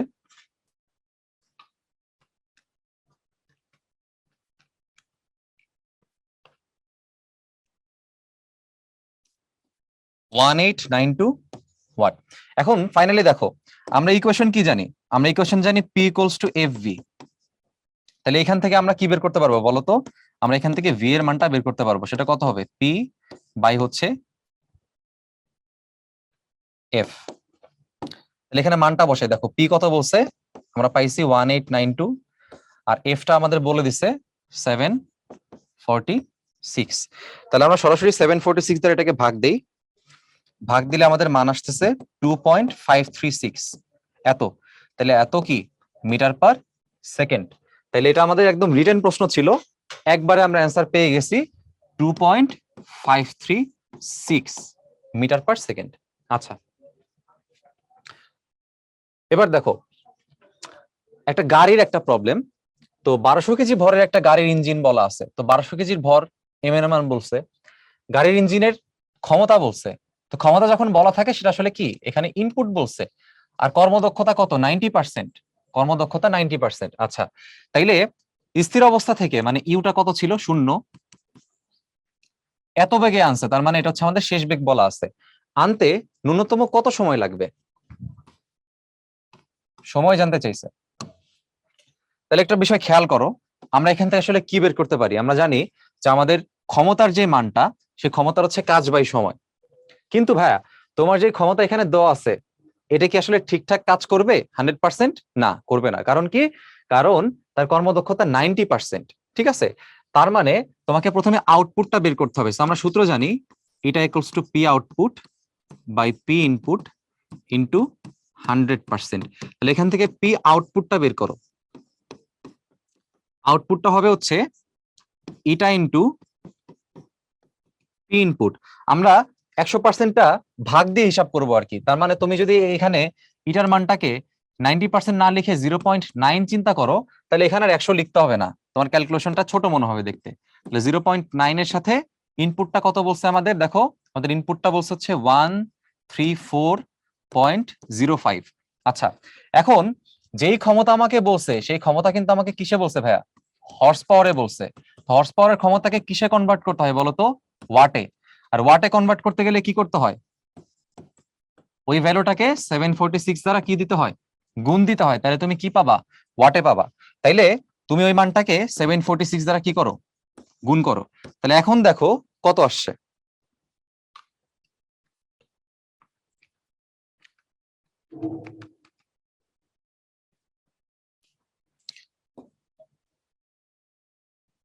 নাইন ইন্টু 0 ইন্টু 10⁻⁴ এত ওয়াট হচ্ছে আমাদের আসছে। এখন দেখো কি বলছে, ন্যূনতম কত সময় লাগবে। তাহলে আমরা কি জানি? আমাদের পাওয়ার হচ্ছে কাজ বাই সময়। এখানে আসলে কাজ কিভাবে হয়েছে? কাজ তো তোমার একটা বস্তুকে আমরা আস্তে আস্তে নির্দিষ্ট উচ্চতায় তুলি বা উপর থেকে নিচের দিকে আস্তে আস্তে ধরে ধরে নামাই, মানে উলম্ব উচ্চতা পরিবর্তন হলে যেমন কাজ হয়, গতিবেগ পরিবর্তন হলে বা গতিশক্তির পরিবর্তনের কারণে কিন্তু কি হয়, কাজ হয়। তাহলে এখানে দেখো, এখানে হচ্ছে স্থির অবস্থা থেকে সে একটা সার্টেন বেগ অর্জন করছে, তার মানে কি বেগ পরিবর্তন হয়েছে। আর বেগ পরিবর্তন হলে কি হয় বলতো, গতিশক্তিও কি হয়, পরিবর্তন হয়। তাহলে এখানে কাজের মানটা আসলে কি হবে, গতিশক্তির পরিবর্তন। তাহলে কাজের মান এখানে কি হবে বলতো, গতিশক্তির পরিবর্তন। আচ্ছা, তাহলে টি এর মানটা এখানে আমরা বসাই দিব। এবার আমরা ইনপুট করি।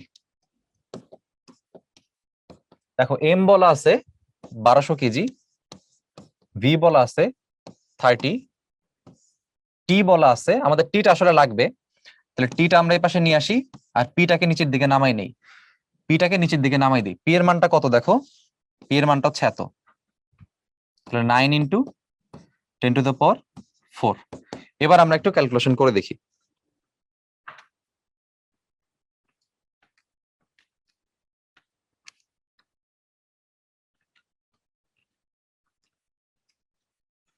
আচ্ছা, তো আমাদের এখানে অ্যান্সার আসতেছে 6 সেকেন্ড। তার মানে আমাদের এখানে 6 সেকেন্ড সময় দিলেই আমার যে গাড়ির ইঞ্জিনটা আছে সে 0 মিটার/সেকেন্ড থেকে 30 মিটার/সেকেন্ডে উঠে যেতে পারে। তোমরা অনেক সময় দেখো না, বিভিন্ন যে গাড়ি আছে গাড়িগুলোর স্পিড টেস্ট করা হয়, এই যে ফেরারি অথবা তোমার হচ্ছে বুগাতি, এগুলার হচ্ছে যে 1 থেকে 0 থেকে হচ্ছে ধরো 200 কিলোমিটার/আওয়ারে উঠতে কতক্ষণ সময় লাগে, ওইরকম আর কি।